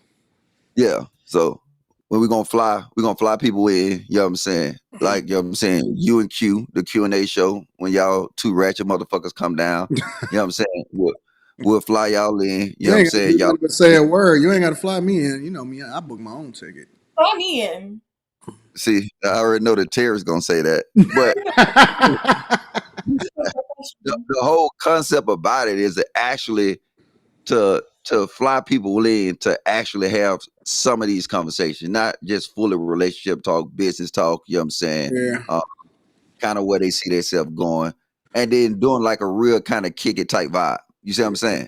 Yeah. So it's taking us so long because all this customized furniture and shit like that, it literally took us fucking 2 months to get some chairs in. You know what I'm saying? Yeah. The fucking the champagne pots, whatever it is, the cup bars, them motherfuckers take like 3 weeks to get in. So all these little pieces, and plus, you know what I'm saying, we mounting the cameras on the wall and shit like that. So we got people to do that. So it's taking longer and it's costing more than we actually, you know what I'm saying. But money ain't the problem, it's just the time. You see what I'm saying? No, I get it. I mean, that's gonna be dope. That's gonna be real dope. I like that. So yeah, it's gonna be rocking out. You know what I'm saying? We're gonna rock out with like, you know what I'm saying, the solid people around here. You know what I'm saying? They do some real life shit, man. I'm tired of these fucking boxes. Not more than I am. I've been off that. So. Yeah. No, I mean, besides the fuck niggas, that's why I don't really go on panels no more. Like, I'm really tired of these boxes.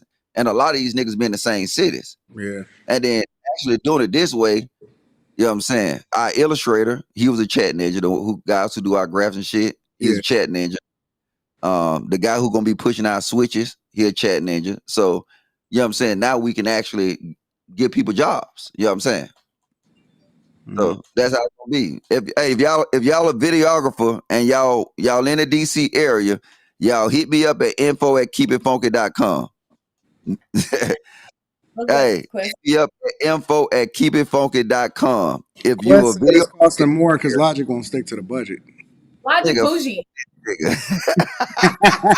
He said Logic won't stick to the budget. No, it's that I ain't trying to stick to the budget though. It's like, you know what I'm saying? You like, I'm pretty sure you like that, right? You'll see some shits like, you know what, this would be good for the goddamn set. And you just did it.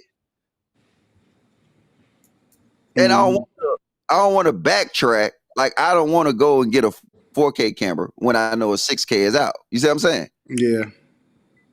Because eventually all these programs and technology is going to catch up to the 6K.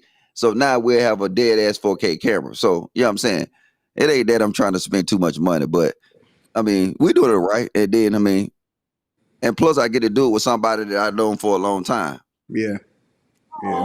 So It's taking me well, it ain't take me that long. I'm starting to put it together. But I got it cost me a bunch of money to put my junk together. I'm still spending money. Just the artwork. I got a girl that I commissioned. I'm paying her $14,000 just to do my artwork in there. So, and it's gonna take her 3 weeks to get everything done. So she just be working in there every day. She cute though. yeah. She good to look. She nice to look at. So she like and see, look, and that's another thing. Like, and then to find the people, right? Because we was finna get we was about to get our pillars wrapped, like a car wrap, and then like that shit expensive, but that shit take time. And then I had like a little graffiti artist come by, and he gave me this initial assessment. So all that shit start adding up. You know what I'm saying? And then when we lunch, I want to say we put our foot in that bitch. You see what I'm saying? Yeah. Yep. Like yeah, I'm I excited think for both. it's gonna be dope. Both y'all. Congrats. Y'all taking it to another level instead of these damn square boxes talking about the same topics we've been talking about for a year. Q, you coming? You gonna be flying in back and forth too? Oh yeah, Q might have a man though. Hey, look, I'm about to say so. Look, I'm about to be like caveman. Ain't gonna about to never see that nigga. That's exactly what I'm gonna do. Ain't nobody about to see him.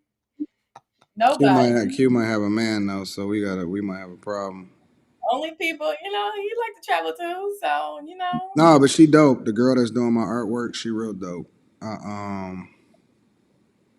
Is she handing it? Is she like hand painting it? Yeah, Like what she is she does it doing? herself. This what she look like. So she real dope. Oh yeah, she cute. Hello?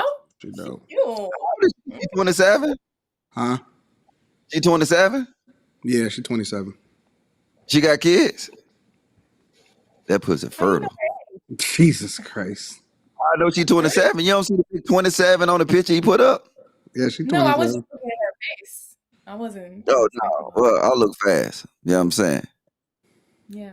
I look fast. So yeah. Yeah, she dope. She real dope. She gorgeous too. Yeah, she's pretty. Oh yeah, she's pretty.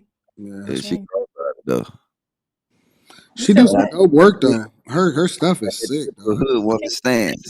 Does she have her work on there? Can you show us a picture? Yeah, she worked for the Pistons and stuff. So hold on, let me show you some of her stuff. Or she does a lot of her work commissioned for the Pistons. So all right, you gotta make me find her again. Oh, we got a lot of time lapses. Hold on, let me see. Where's she at? How about the terrors on the panel? Huh? We were supposed to be talking about the terrors that was on the panel. Dang, that's dope. Yeah. So she pretty. That's the girl. That's her work. No, I ain't. I was looking at the work. I was trying to figure out who that was. That's Dolph. Yeah, that's Dolph. That's good. How'd you find her? She DM'd you or something? No, she here in Detroit. So I just know, you just know a lot of people. Oh, gotcha. So, yep. Yeah, she get down. She dope. She sick. Yeah. Oh, but anyways, I know I can't. I don't mind my chick working. Just so happened that my chick just so happened to work for me. So it's a little different for me. But then at the same time, you said, go ahead. What was you about to say? If Rita worked for somebody else? What do you mean, like a corporate place? Let's say if she went back into the healthcare business or whatever, and she started working corporate America. I don't care about that. That don't bother me at all. Like if she decides she wanted to work in corporate, it would probably get to her more than it would get to, like, it would determine her more than it determined me. So Yeah. Yeah. yeah, that don't bother me at all, not even a little bit. So I So know let me ask you this. Watch logic this. believe in that. I got a question there. What? You think that people have to work like jobs to be happy? Yeah, because most people they put their sense of worth in whatever it is that they do for a living. So like if you walk up to most people and you ask them, "Hey, what's going on? Who are you?" They're gonna be like, "Well, I'm a software engineer," or "I'm a," you know what I'm saying? Like a lot of people's value is in what they do for a living, and so But that's kind of is that's that their identity. but is that the identity they present? Is that something that is it naturally like is it natural like what they actually enjoy, what they want to tell you, or is that like tradition for us to do that? We walk up to people, hey, what's going on? Yeah, I'm so and so, so and so. I do this, I work for this. You know what I'm saying? I think it's more tradition. We just do it. Because after I you think it's talk to somebody, both. Because think about it, you go to school all your life, you go to college, you do all of this other type of stuff, and you're doing it all to land that position. Most people's yeah. value is tied up in what they do for a living. It's what they do for a living from a perspective of how they approach women. Women want men based off of what it is that they do for a living, what the guy do for a living. Most guys' value is in what it is that they do. Well, I know it's they value because they get paid for it. But if you notice, when you really start talking to your friends, you don't talk about work. Well, it's the title, though, right? Um, if a guy just hustle, like he don't necessarily have one particular job, he just be hustling all the time, and he make $200,000 a year. In a lot of people's mind, it's not as prestigious as the guy that says, "Well, I'm a, whatever, I'm a director at Merrill Lynch or some crap like that." You know what I'm saying? A lot of people's value is tied up in that title. People chase Yeah, but titles. you Think about when it. you know Why do your people friend, want to be the CEO? Anybody can be a CEO. You can go and create a company right now and call yourself the CEO. It doesn't mean anything. but see, watch this. I very rarely talk about my job Yeah, I know. because it's like it's a fucking job. Like it's not something that. And when I talk to my friends, I very rarely, you know what I'm saying? It might come up, hey, what you do now? Oh, I do this, I do that. And then now we get to a whole nother thing where, like, just say if you're doing something like you like doing, right? Like, just say you're a content creator, you like doing this, right? Yeah. I assume But some most some people people is say, not gonna say, unless you like a significant YouTuber, most people are not gonna say, "Yeah, I'm a content creator." You know what I'm but I'm saying? just Like, saying specifically, right? So you invest in it, you doing it, you will have more conversation about. Look, I will have more conversations about keep it funky than I do my real job on and off of YouTube because it's something that I like doing.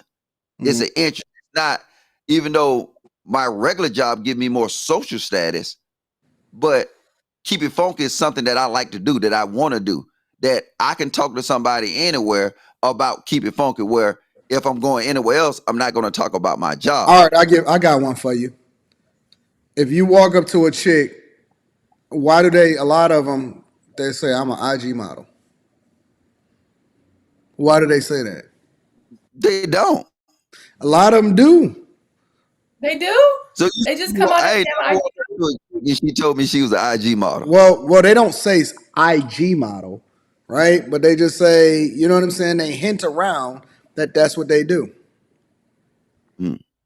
Like, and even people that refer to him, like, yeah, he's talking to that chick. She, you know what I'm saying? She all she do is she just an IG model. Like, people identify people that OnlyFans chick.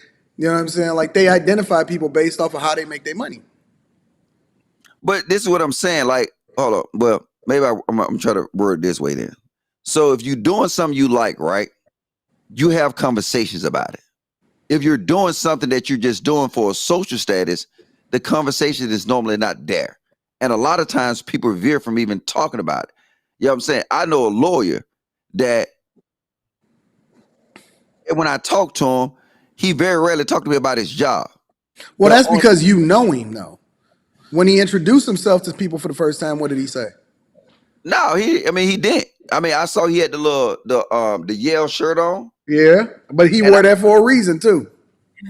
Well, but you know what? But that one represented his law firm, and then like that, it's just that's anything. I got Georgia Bulldogs behind me. Yeah, but it gives like prestigious. They're telling you something without necessarily having to say it out loud. And people do that on purpose. Yale.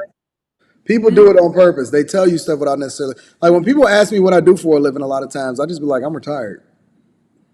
That's all I say. I say I'm retired. So yeah. And it's only because I know that, and it depends on the crowd, right? What was you about to say, Logic? Oh, so you own the restaurant, right? Mm-hmm. That was something you was proud of, right? Yeah. You kind of it's something you wanted to do. It was like, you know what I'm saying? From looking at your video, it seemed like it was one of your passions. Mm-hmm. You know what? I'm gonna do one-on-one. I ain't gonna even say it. No, go ahead. Go ahead. I wait to say this. You know what I'm saying? Nigga, fuck your platform. Nigga, do it on mine. Shit. We can talk about it on yours too. And you know, I mean, you can take this and clip this up. You can do whatever you want. But I'm gonna say it anyway though. Because the thing is, I mean, I think it is a good conversation when you look at it, because if you have something like your restaurant that you say, you know what, this is something I wanted to do. This more or less a passion, that when you have passions and you make money from your passion, it's no longer become a job like what we're traditionally associate jobs with. Like most time you hear people talk about their job. Oh, fuck, nigga. I gotta go to work tomorrow. You see what I'm saying? Like it's nothing that they enjoy doing. Even if they actually, just like you said, you can go to college degrees for like you have 1,000 college degrees, but ain't nobody jumping up. Oh man, I'm excited. I'm finna go to the law firm today. No, they be like, God damn, nigga, I gotta go to work. You see what I'm saying? Yeah. That's what I'm saying. The difference is that when you actually in there, people don't actually want to work. They have to work. They have to do this. They don't like, you know what I'm saying? Some of them, they might enjoy a piece of it, but what we see in a lot of time now with this entrepreneurial black shit, you will have people actually doing shit that they enjoy. You see what I'm saying? We're seeing surgeons of that. Hey, whether you're a designer or something like that, they're doing things they enjoy and they're getting paid for it. But ideally, everybody can't do that because everybody can't become entrepreneurs. The whole world is shut down. Yeah. But the people who can, they're the ones who tend to enjoy life more because now they get paid for doing what they like to do. So that's why I said with women, even with working, yes, they only do it because they have to. The dude they messing with, they have to work. So should I say I'm a YouTuber from now on? No, you should say you're a media director. What do you say, Q? I say I work for an international accounting firm. I don't say I'm a YouTuber. I don't see that as a good thing. At what point, Q, would you start actually saying that you're executive YouTube creator? At what point would you get to? Like give me. When a man asks me like what are my hobbies or what do I do on the spare time, that's when I say, well, on the spare time I do YouTube. Like I'm on certain panels, and if he wants to know more, I'll let him know. But I don't use that as like a headline, like, oh, I'm a YouTuber. You'll lead it, like when it go from you being a hobby, this being a hobby, to actually you'll lead with them conversations like you would do with your account job. What would have to happen for that? If this job, if I'm making more money in YouTube than my job, and I leave my job. Okay, so if it take over your job, then you'll start leading with that. Yeah, I'll start. I mean, if I don't have that accounting job anymore, I'm gonna say, well, I'm a YouTuber. Don't say YouTuber. Say executive producer. Say executive producer, They're gonna go, executive oh, producer and content strategist.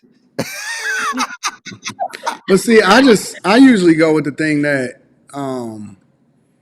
I go with the thing that the least that I have to explain. So if I say I'm a YouTuber, they're gonna be like, "Oh man, what you?"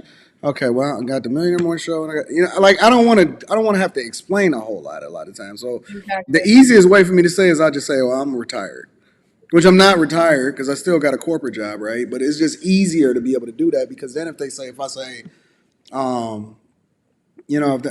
well, I'm a director of a user experience at a major corporation, right? Then they'll say, oh, where? And I don't want to tell them where I work. You know what I'm saying? I don't want to say the actual company. And so I have to be I'm very strategic on what the next possible question is so that I can be a little bit more careful.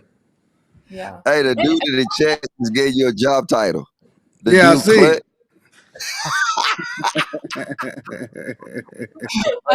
Pussy connoisseur. You know what's funny? When you said that, honestly, I don't want a man to get to know me off of YouTube. Like, get to know me, just me. Because what I've realized is like, one problem I had is like, if we're talking about, for example, we were talking about, remember, Anton, you had that stream where you was talking about women going to college, they Yeah. have the breakdowns. And I was talking to a man about this, and he was like, well, what about the women that aren't going to college? What about college as a whole? And they don't understand, if they're not on YouTube or they're not on social media, they don't know what's out there. They don't know. Yeah, most dudes is living in a bubble. Yeah, so I thought I was living in a bubble. So having conversations with this person is like, damn, you live in more bubble than I do. And it's kind of hard to have conversations about topics when he's unaware. So I don't No, it ain't. Just let him believe whatever you want to believe. You ain't got to bring him up to speed. Why you trying to get him up to speed? No. It's not believing. He's wanting to know. So he's so analytical and nerdy, and he's like trying to go the opposite direction. Well, why can't women have whole faces? Why can't men? Well, that's not the topic. The topic is X, Y, He and said, Z. why can't they? Yeah, no, because remember another podcast we were talking about whole faces. Told you, Logic. It's a simp born every minute.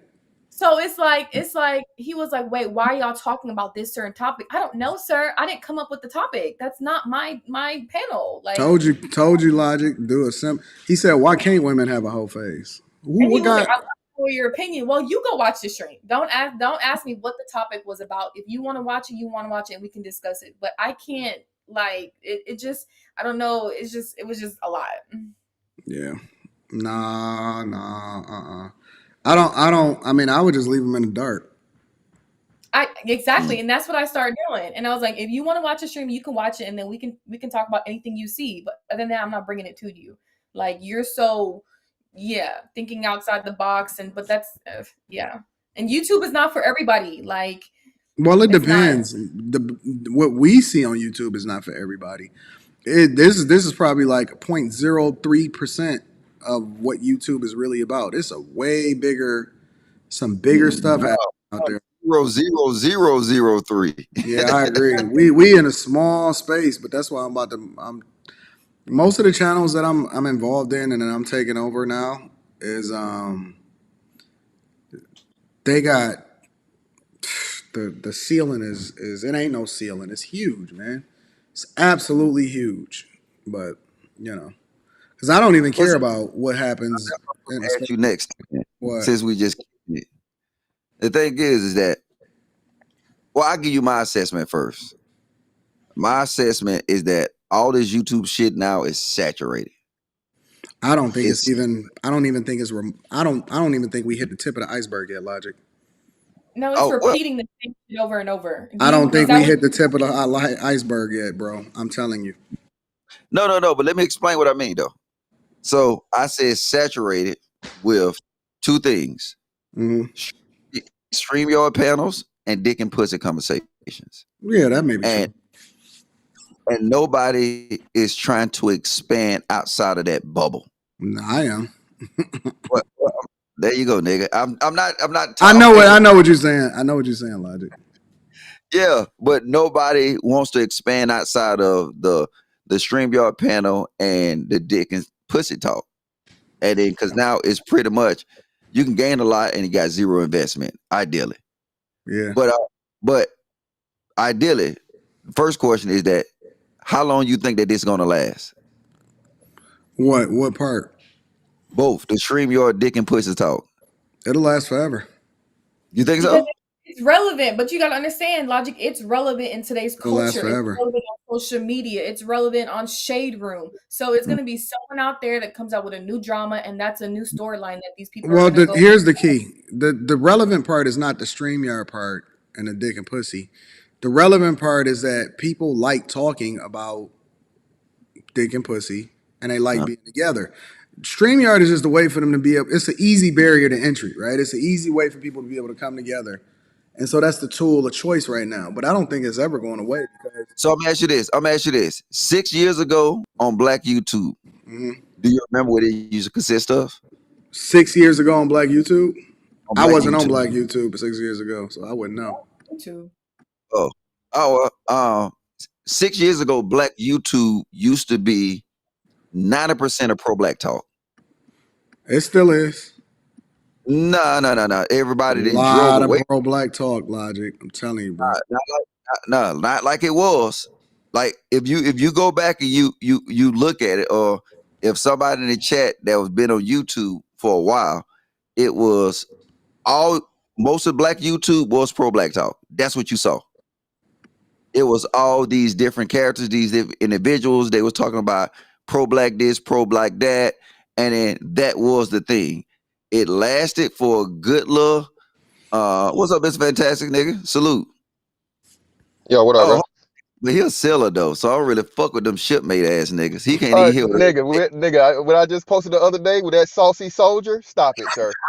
Stop. Y'all got saucy soldiers out here. Please stop. That shit. Hold on, wait. Fantastic.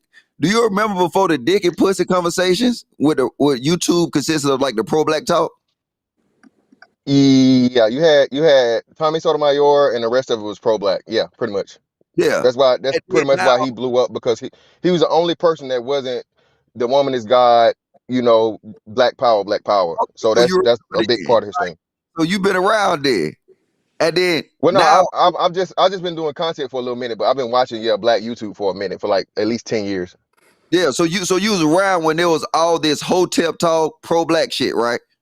Oh yeah, I done seen all the Hotep niggas turn into, hey, give me that white woman. I done seen the whole transition, brother.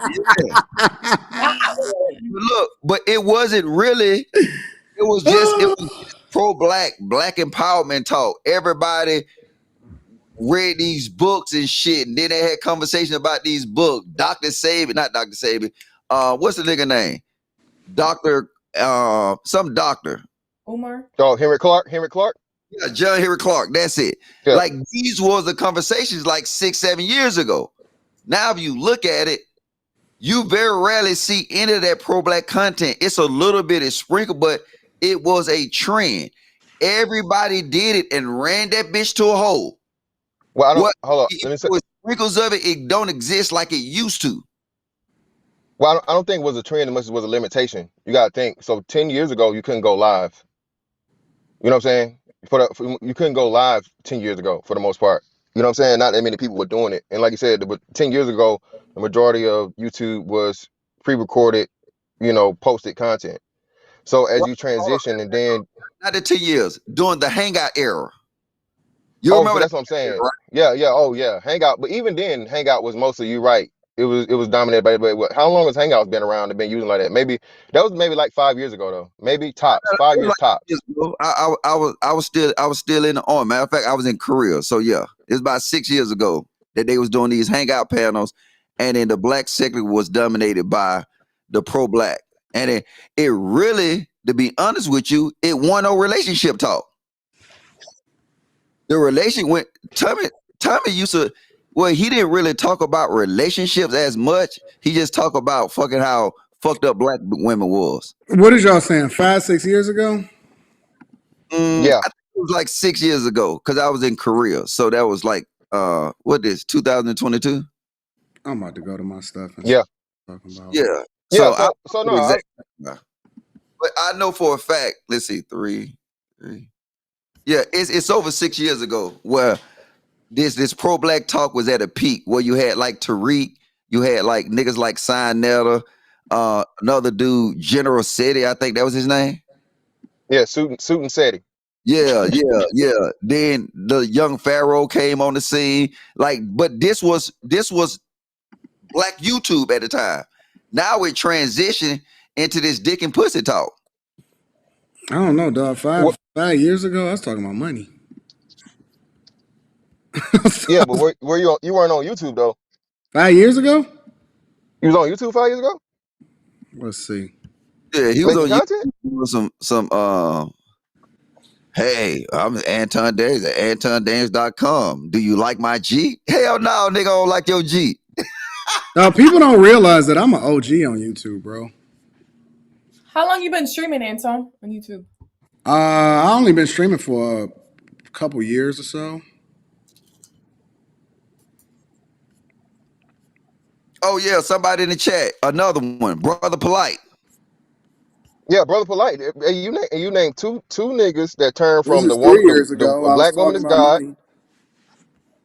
The black woman is God to two niggas, a young Pharaoh and Brother Polite is like, hey, I need that Becky. Give me that Becky, no plies. Yep. Yeah, but My biggest video ever is 3 years ago. So Yeah, that's the same time I came in though. well, Anton. that I was only been 3 around years like ago. 2019. I So was that's what I'm saying. podcasting 5 years ago, right here.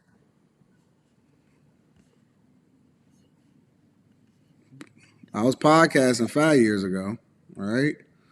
don't let me find out. Anton was one of the starters Six, of this pussy 6 years ago, I was talking about the presidential election.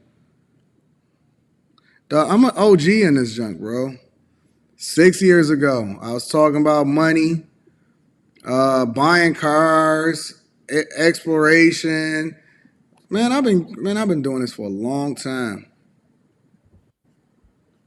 You got your shirt off?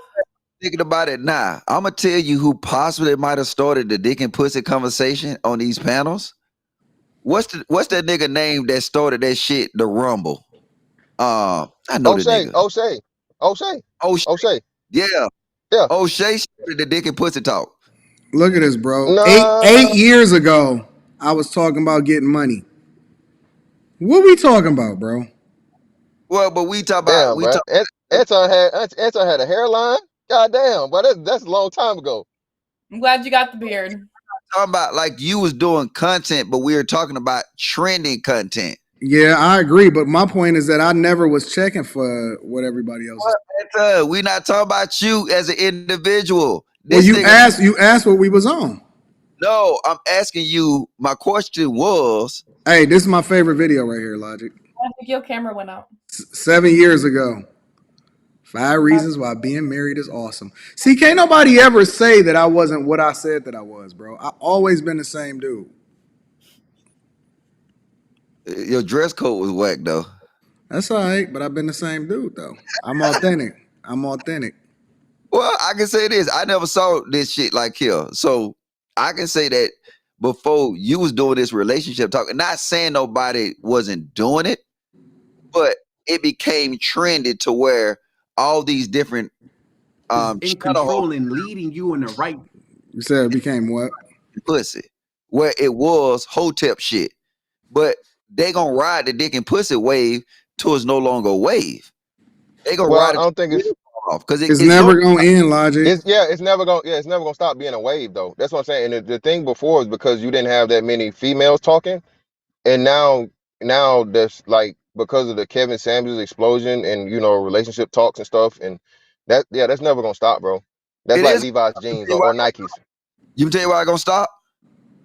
It's gonna be nothing new to say. That's not true. It's not true. This is what people gonna be doing.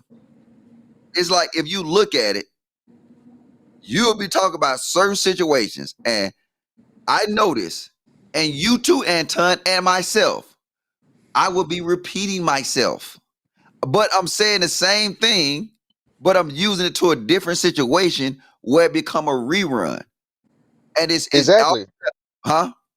You proven our point though. Retro Jordans, they sell out, bro. It's the same colorway from however many times he released them. Michael Jordan still has the best sold shoe of all time forever. And all he does, he doesn't even have to.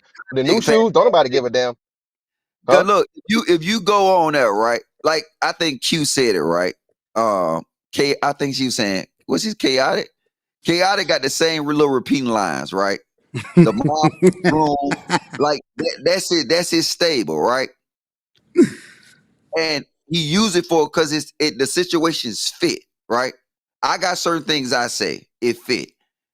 A matter of fact, I looked at your show the other day, and I looked at 2 shows. You have certain things you say it fits, but we're limiting ourselves to just talking about this one thing to where now it will get old. People ain't gonna look.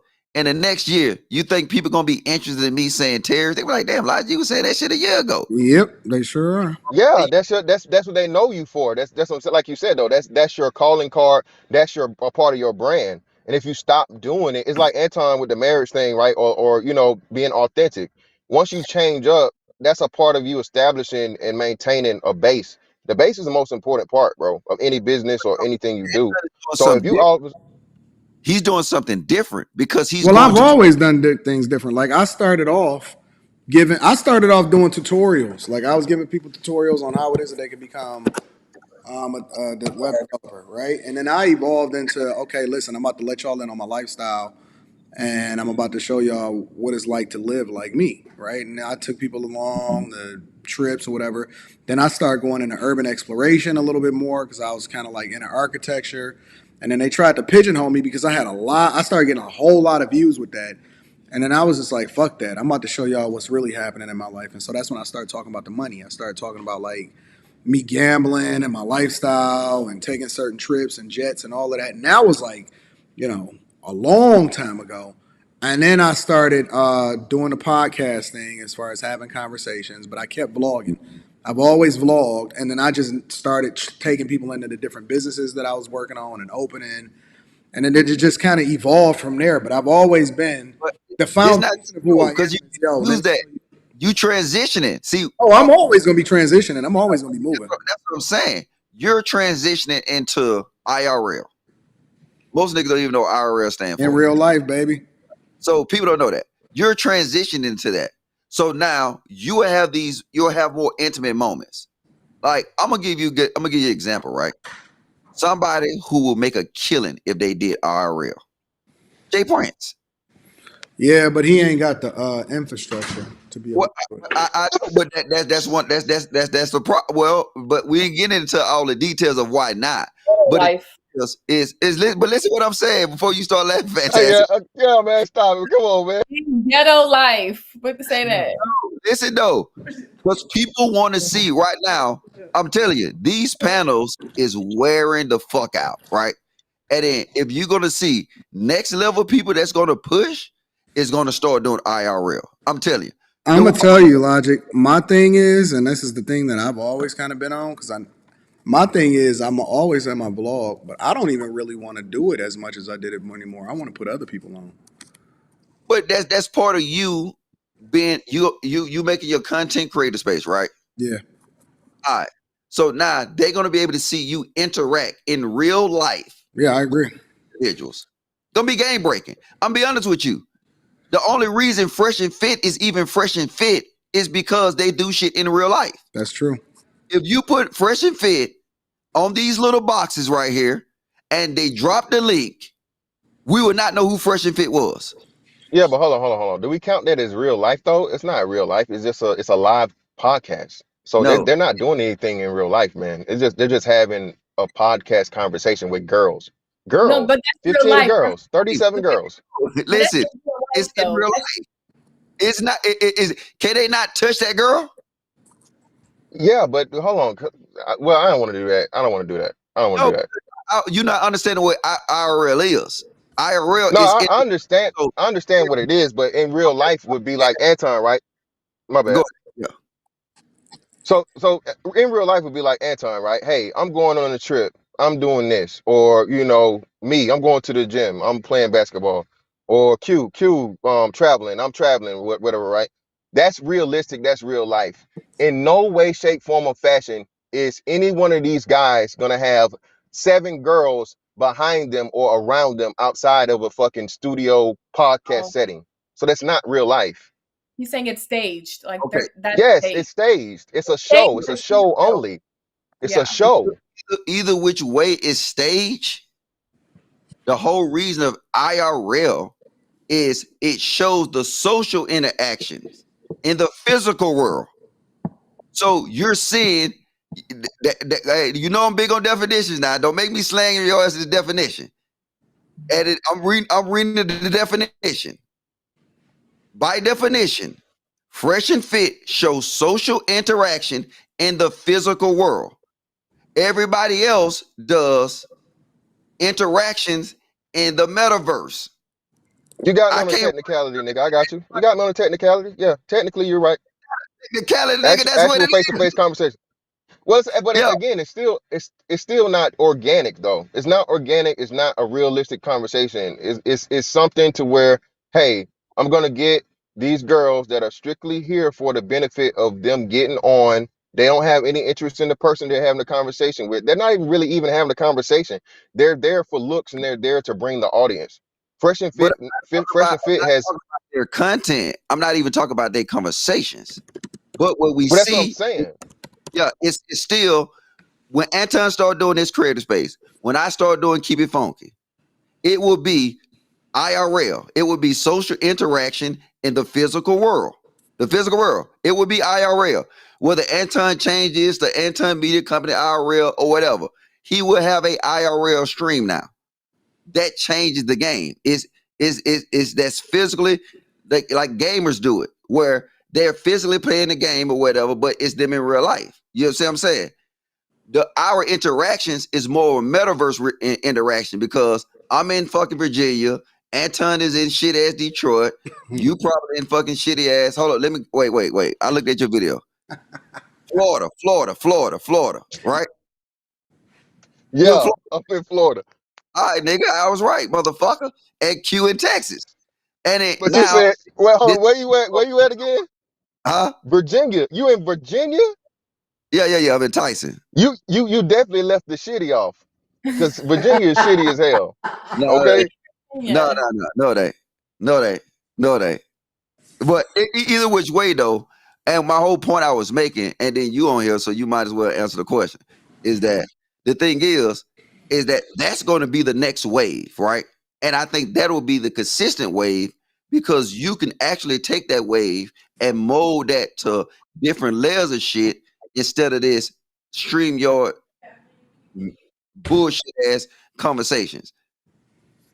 I don't know. I think because if you look at society, right? Society is going more to where people are more comfortable and more used to doing the metaverse and being, on the net and stuff like that. So that's why I'm saying it's never going to go away because that's what society's moving towards. People aren't used to interacting with each other, and most people are more comfortable with internet interactions. So a dude, listen, and two, look, bro, if you got a woman do you think let's just use Q, right? Q's up here. Do you think any man in his right mind would walk up to Q and start having a dick and pussy conversation just off the top randomly? I Fuck would. no, he's not gonna do that. I Well, do I it all say the time. that That's most you. men in Most person. men That's what I'm saying. That's what I'm saying. You Anton now, nigga. We ain't talking about you. We talking about most niggas. All right, all right. Most men are scary. Most They're men. not gonna act. You He's got right. Yeah, No, he's right. yeah. They're not. But the beautiful part about that though, Mr. Fantastic, is that I think that that's going to be the separation between you know the people that are really great at what they do and the people that because I think that it's always going to be a lane. It's going to be a really big lane for people that just want to do it online, right? It's almost like gaming, right? Gaming is always going to be gaming, no matter what it is. It's going to be a bunch of dudes that's doing commentary. They're going to stream it on Twitch and YouTube, and it's going to do whatever it's going to do. You know what I'm saying? It's always going to be a lane for that. It's always going to be a lane, you know what I'm saying, for people that vlog. It's always going to be a lane for urban exploration. It's always going to be a lane for people that take you to the dealership and buy the car and, hey, yo, this is my life and all of that. It's always going to be a lane for all of that stuff. I just think that it's a me personally, I think it's a much bigger lane for in-person interactions, like Logic is talking about. So I don't think that anything is going to go away. I just think that for the people that can and have the capital and have the resources to get the cameras and the spaces and you know what I'm saying, be able to put together the people and all of that type of stuff. It's just it's going to be a bigger wave for us. Yeah, and that's my whole point. I'm not saying like it's gonna disappear, but ideally it's gonna get saturated so much. Because right now, to be a YouTuber, it costs you literally what? $20 a month for StreamYards? You know what I'm saying? It's like Cost me a ton of money. Well, but I'm saying for the average StreamYard streamer. Yeah, I know what right? you're saying, Logic. You're right. A free YouTube channel, $20 StreamYards, and you're live. So now, look, everybody now looking at it saying, I want to become a YouTuber. Well, it's not even a YouTuber. It's a StreamYarder. And they doing it. But a lot of people still ain't hitting no Logic. Well, see, but everybody that we know that's doing halfway decent, it's way more. And I see it all the time. And I would never call out the channels or whatever. They just not hitting. They just don't hit. Not even a little bit, bro. And I gotta kill that shit, bro, because again, I've been through this. I've been through Streamgate before. You stream haters, you stream hating ass niggas. The most successful black nigga in the history of YouTube was what? Did it how? 30 or so. Let me hear it. Say it, nigga. Say it. How did he do it? Who you talking about? How did he do it? You tell me, nigga, who's the most successful nigga in the history of YouTube? Oh, Mr. Beast and PewDiePie. No, I said nigga, as in actually black black guy. Man. Black guy? The most successful that fucking tech streamer. The tech streamer. No, the hell it ain't. We talking nigga. We ain't talking fucking him. Not Marcus Brownlee, bro. Kevin Samuels, nigga, since you want to be Kevin Samuels. Kevin Samuels was one of these same motherfuckers that came out. Kevin Samuels one of these same motherfuckers that was preaching this shit, bro, because my YouTube shit started, 2019, 2020, right? And he came out with his whole thing. Him and O'Shea, shout out to niggas, they ain't know what's, but this is what it was. I gotta say what it was. Oh, you ain't a real YouTuber if you not doing, 70% pre-recorded content and la la la la. And they was pretty much trying to shit on the niggas that's just coming up. Cause hey, Logic, you right. Listen, bro, I'm working, right? I got a job. I got fucking, and you know how my shit is. So, bro, I'm 10 hours a day at minimum. Bro, I ain't got time to do editing and this and that and all this other shit when I can just hop on fucking StreamYard, say what I gotta say, let other people come up, because like you said, whether it's in real life or not, I think one of the biggest thing Anton understands it, and you too, conversation. A lot of things, bro, people want to have conversation, right? So if I got something I want to talk about, but I can't talk about in a real life setting, but I want to speak about it, and somebody hops up on here, they got the charisma, they got the personality, and they can carry a good conversation. Okay, I'm gonna join the conversation. So anyway, they came through and they was talking about all this shit, and then lo and behold, what does fucking Kevin Samuels do? Kevin Samuels starts streaming, and Kevin Samuels got motherfucking what? Anton, what was it at his highest peak? Like 25,000 live fucking viewers. Live. I was watching them at one time. Yeah. Live fucking viewers, bro. This is more than anybody in the history of black YouTube could ever dream of. So yeah, man, that streaming shit, bro. If you do it the right way, it's undefeated, dog. I'm telling you. Kevin Samuels came at the peak of the dick and pussy conversation. No, he didn't. Yes, he did. No, he didn't. No, he didn't. Yes, he came during the pandemic, was the peak of the dick and pussy conversation. That's why you start seeing the most successful streamers that dedicated their whole platform to dick and pussy and relationships.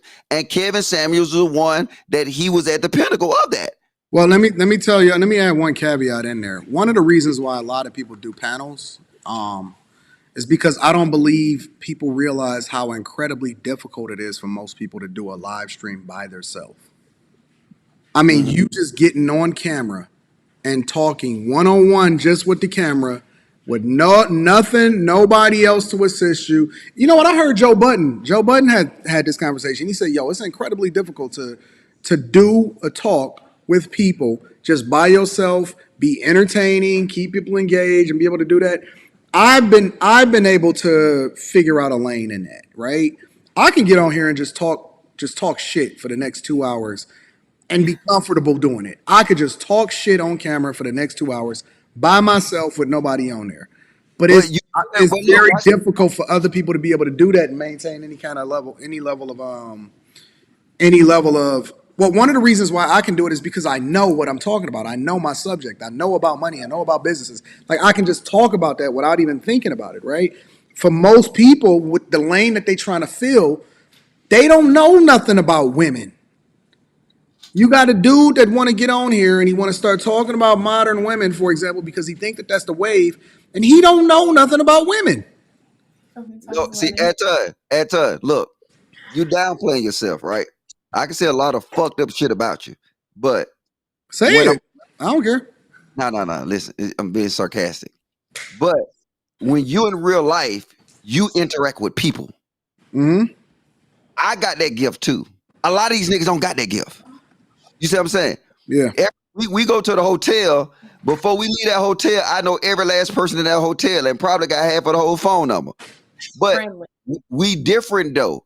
Most guys can't do this on these YouTube space. They cannot interact in the real life. That's why they get this new defined power on social media. That's why I'm gonna be honest with you. Niggas like me and you will win in the end. Yeah. I can go and do my fucking Anton Days, that AntonDays.com series, and I can make a killing. Yeah. I can make a killing by walking the street, doing what I normally do, and ask people the most randomest shit because that's who I am in real life. Yeah. When I met you, man, you was running around, goddamn fucking. We took over the silver dollar. Yeah, we did. We was the talk of the town. Yeah. We was talking to everybody. Everybody can't do that. So now that's where the limitations come out.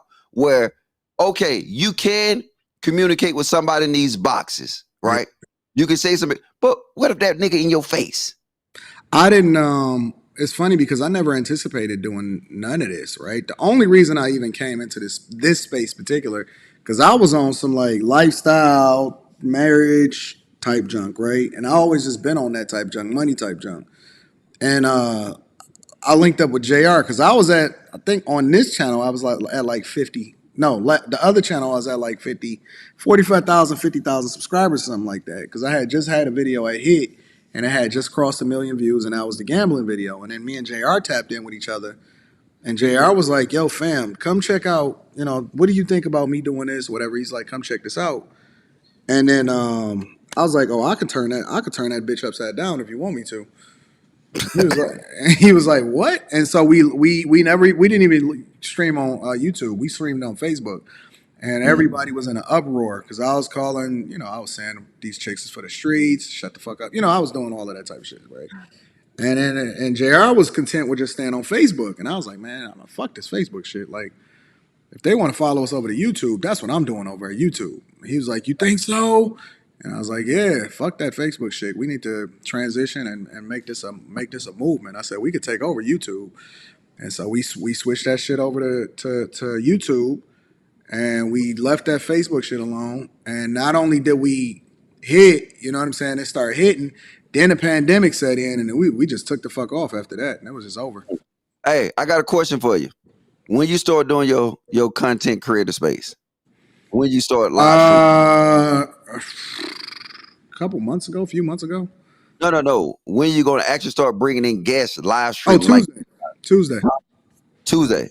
I go out of town tomorrow. I got to shoot over to Dallas for a little bit and do some business over there, and then I got to do another video because me and Charleston White do a video twice a month now.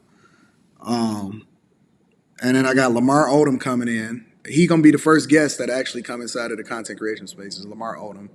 And then I got a bunch of girls and some dudes, some of my homeboys and stuff, and we gonna live stream on Tuesday. All right. So watch on what channel? On the Anton Daniels channel. On this channel. Mark my word. On the other one. The other one. Like what? It's like 90K? I mean, something like that. It's at 94, 95,000, something like that. 94. Mark my word. Once you start doing that, 2 months after you start doing that, I promise you, you'll be at 150K. How much you want to bet? You might be right. I don't doubt it at all. Because what people is looking for is just like anything. People want to see something different. And I don't know why I'm telling niggas this, but what people want to see It right don't now. matter if you say it or not. Most niggas ain't gonna do it anyway. So Well, yeah. no, well, I know no, they no, gonna do it. Logic. What people Nobody's want to see. disagreeing though. Well, hold up, Mr. Fantastic, nigga. I can't punch Mr. Fantastic. You see that? I don't give a fuck how you a big black ass nigga. You know what I'm saying? Nigga, I got guns. Whoa. Big ass black guy. That's another part. But you know, we working on that too. Hey, But yeah. nigga, I wear it. Send me a shirt, Huh? nigga. I wear that shit. I got you. No problem. I appreciate it, nigga. I see you'll keep a funky shirt too. All right, but yeah, the What thing you want? is, What a medium? What you need? A medium or a small? man, kick this pussy ass nigga off. I'm a little nigga though. So yeah, give it extra small. But look, the point Hey that man. you gonna blow only because you're doing what most is not doing. And even some of the big podcasts that do it podcast style, they don't stream it. People like premieres, but people like streams. If you stream your podcast, your creator, that was the whole thing, purpose about doing Keep It Funky, is that I want to have these conversations, but I want it to be in real life, in real time. Yeah. We're not going to record nothing. It's going to be done in real time. And what's going to happen is you're going to blow. You're going to blow because but I got something else for you too, Logic. Say that again. I got something else for you too that I'm using. So the way that I built the content creation space is that it's completely reconfigurable. Like the reason why it took me a couple months is because I designed it to where you can reconfigure it depending on what use you have for it. So I also got some dope. You actually want to have these dick and pussy, ma'am? We're not talking about dick and pussy no more. So so one of the ways in which we reconfigure in the space for certain days, and I got a whole nother channel coming. It's like mini concerts. Like it's kind of like the Tiny Desk concerts. But the space is completely reconfigurable to where, you know what I'm saying, I bring people in real life. We got an audience coming in real life. We're going to do shows in real life, and then people can come in and perform and do their thing. It's going to be sick, but we're going to live stream it. Like, I got a lot of stuff coming. I hate you, though. This is why I hate you, right? Because that's some pussy ass shit. Because, well, I don't give a fuck. I mean, because the first thing we was finna do is because we wanted to do like a live performer. You see what I'm saying? Like I didn't know that. I didn't know that.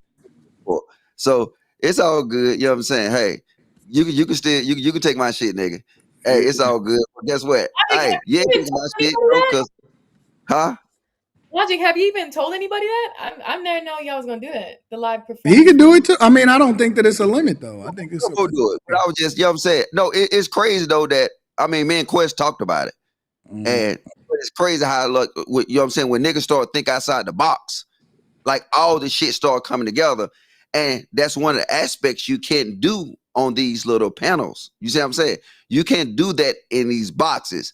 You can't have cross angles in these boxes. It's just this is it. That's it. You can have cross angles. Yeah. You know what I'm saying? You can actually, it's so much shit you can do. Well, the boxes blew up just because of the pandemic, though. That was the main reason that the boxes blew up, is because of the pandemic. Because even with the Lapeef thing, me and JR have been planning on doing in-person stuff for a long time, way before. When the pandemic hit, it was just like, oh, okay, well, then I guess we just relegated to whatever it is that we got to do. You know what I'm saying? We're going to make this as entertaining as possible. But when I had first went over to Chicago, that went south, because then next thing you know, it was me and Tawana arguing about what the fuck happened and her man and all of that shit, and that went south. But I want to know about that shit. I'd never say nothing about it, but just in a general sense, I had shot over to Chicago because Tawana, JR, and B Nix was all in Chicago, and I was in Detroit. And I said, I don't care. I'll fucking, you know what I'm saying, I'll hop a flight. It'd take me less than 45 minutes to get there. We could just, you know what I'm saying, shoot what we got to shoot every week. I just fly in and out every week. Then the pandemic hit and all of that went south. So, you know. Yeah. I don't know. Well, I'm looking forward to seeing your upcoming adventures, though. I think that's that, and I'll be the first one to say it. I think they're gonna be next level. I think they're gonna push you further. I appreciate it. You're not the first one to say that. I'm sorry to burst your Out of bubble. your space. You know what I'm saying? Where you'll actually start competing with bigger podcasts. And You know what I'm saying? Plus the following you got now, and then it going to increase because now people they want to see them real life interactions. Yeah. Facebook Logic. boxing matches. I hate this shit. That's why I don't go to Fight Club no more. Logic. Fight Club be lit. Fight Club be lit. Logic. You're not the first one to tell him that. I've been said that to him, so I'm sorry. You're not the first. I'm trying to get Q to move with me, but she don't want to Detroit. She don't want to listen. What you gonna have in one of them? You gonna get a place in one of them old GM warehouses? Who, me? Who, Q? I'm gonna put Q in a warehouse. Old houses. You know they probably. I'm pretty sure they taking the motherfuckers, turning them into condos. No, I got a big. I'm in a top floor of a big old office building right in downtown Detroit. So exactly. All you got to make a bed in one of them rooms. My junk is lit. I'm literally right next to the arena. Like that's where my space is at, is next to the arena. I got my junk is. Oh, with the Pistons. Yep. Oh, okay. But no, it was them New York Cats. I saw that happen with them. So, like you said, outside of Fresh and Fit, right, and you know the bullshit, right, or whatever. Like, yeah, real conversations and people that's not just there for like niggas to look at a whole bunch of females talk and having that mixed thing. That's what old girl's doing over in the UK. That's a big part of why she's blowing. Having a conversation between men and women, like you said, in real time is nothing like it, and an honest conversation. That's why again, the whole those guys, the thing they do where you get out, throw her out, and all that's not real. Okay, like having real conversation where like, hey, we talking about, yeah, man, like that's those dudes have a different type of audience, bro, and like it's you're not gonna respect those dudes in real life. You're not. If I see them cats, most of those cats, bro, those are dudes you talking about. They not gonna talk to women. They not go this. They not go. You know what I'm saying? Whatever. They get their gratification through seeing women be handled how they wish they could handle women in real life, but they can't because they're scared to even talk to them. But having an actual conversation between men and women on whatever the topic may be, like you said, that's real shit. And I can't think of the three dudes from New York. I can't think of their name. But they blew up too, like over the year, over like last year, because they started doing that. They started having a conversation, and then they, I can't think of it. It's three New York cats, three young New York cats. Somebody, I can't look at the chat because I'm on my phone. I can't see the chat, but I'm pretty sure somebody probably saying it in the chat.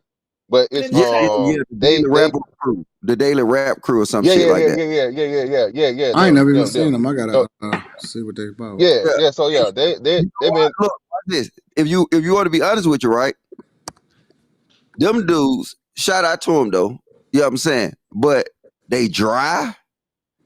They lack real world interaction. But you know what? What makes them see? Now it's proving my point. Fantastic. No, I told you I agree with you to a degree. If you have the ability to do it, like Anton said it best, right? Very few people have the rare to do it. Bro, I don't have no warehouse or no motherfucking office building to do it, and I don't trust niggas to be up in my crib. You know what I'm saying? Listen, I got a big enough crib to set, you know what I'm saying, to set my space up to do that and all this other shit like that.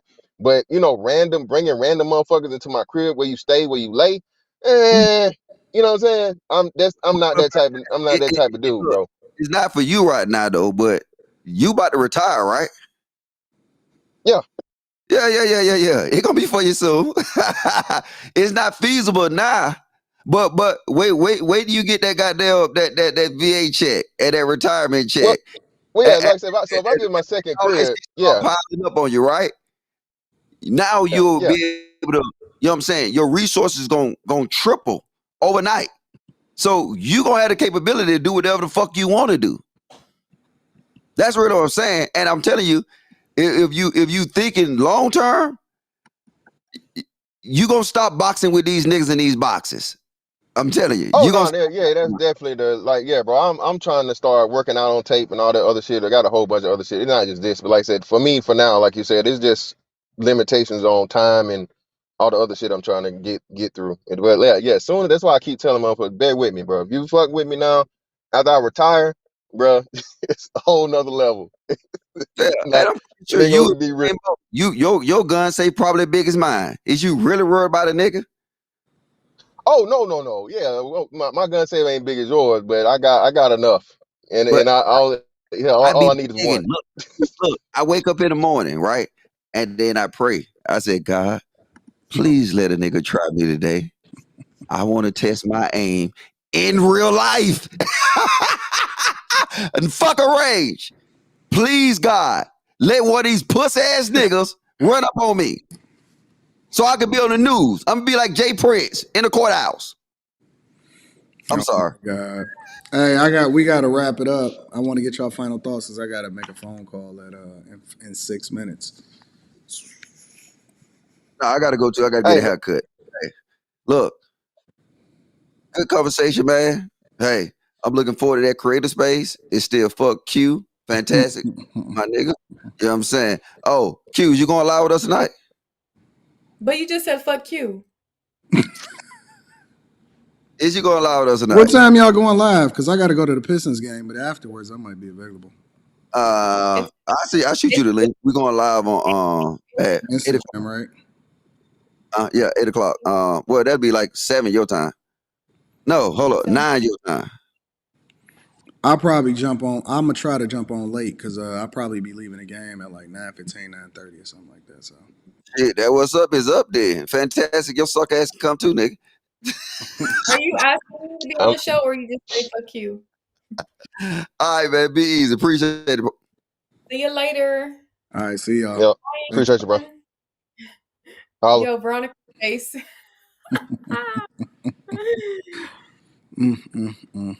All right, listen. I love y'all. I appreciate y'all. Thank y'all for continuing to rock with me. Shout out to Bravo Tech and everybody that sent the super chat. Bravo Tech specifically says, I'm feeling the direction you guys are going and I'm hyped to see it come to fruition, but don't tell the people too much. Just let us experience it. As Logic would say, just hit us over the head with it. Oh, mine's is coming next weekend. I mean next week. So on Tuesday, it's going up from there. So for me, it ain't even no more talking about it. It's just really just the implementation of it. So it's going up from there. Y'all already seen me been having people in here. I had Six the Goddess up in kicking it with me. This is what I'm doing. For me, it's all in-person interactions going forward. Doesn't mean that I'm going to completely divest myself against the panels and stuff like that, but I'm moving more towards in-person interactions, and that's why I'm flying people in and out and showing them a good time and making sure that they got, you know what I'm saying, having the best of the times in the city and stuff like that. So I appreciate y'all for continuing to rock with me. We still gonna be doing some greater things with Fight Club and all of that. So I appreciate y'all. Love y'all. I need y'all to make sure y'all tap into the Patreon. Look at Clay. Yes, Clay, we're good for the 4 p.m. call, big dog. I love y'all. I appreciate y'all. I rock. Ash, you want to come? You want to fly out? Email me, Ash. I'll put you on a flight. Ash, email me if you really want to come. Don't ask me to fly you out if you ain't ready, though, because I will be putting you on a flight and you will be taking that airport run, all right? Listen, I love y'all. Anton Daniels 413 at gmail.com is my email for easy. Make sure y'all tap in the Fight Club tonight. Anton Daniels 413 at gmail.com. Ladies, if y'all down, y'all actually looking to have a great conversation, make sure y'all tap in and email me. I got unlimited flights for my ladies. All right. I love y'all. I appreciate y'all. Especially, listen, if you in the Detroit area, make sure you really hit me up because it's on and popping from there. All right. I love y'all. I appreciate y'all. Make sure y'all tap into the Patreon. Link is in the description as well as, well, it's not pinned to the top of the chat, but the link is in the description. And I'm going to put y'all on that flight, that good flight. All right. I love y'all. I need y'all to rock out with me and do me one more favor before we get up out of here. Make sure you share this with your family and friends. We don't want to be rich by ourselves. We love you. We appreciate y'all. I'm going to holler at y'all later. I love y'all. Peace.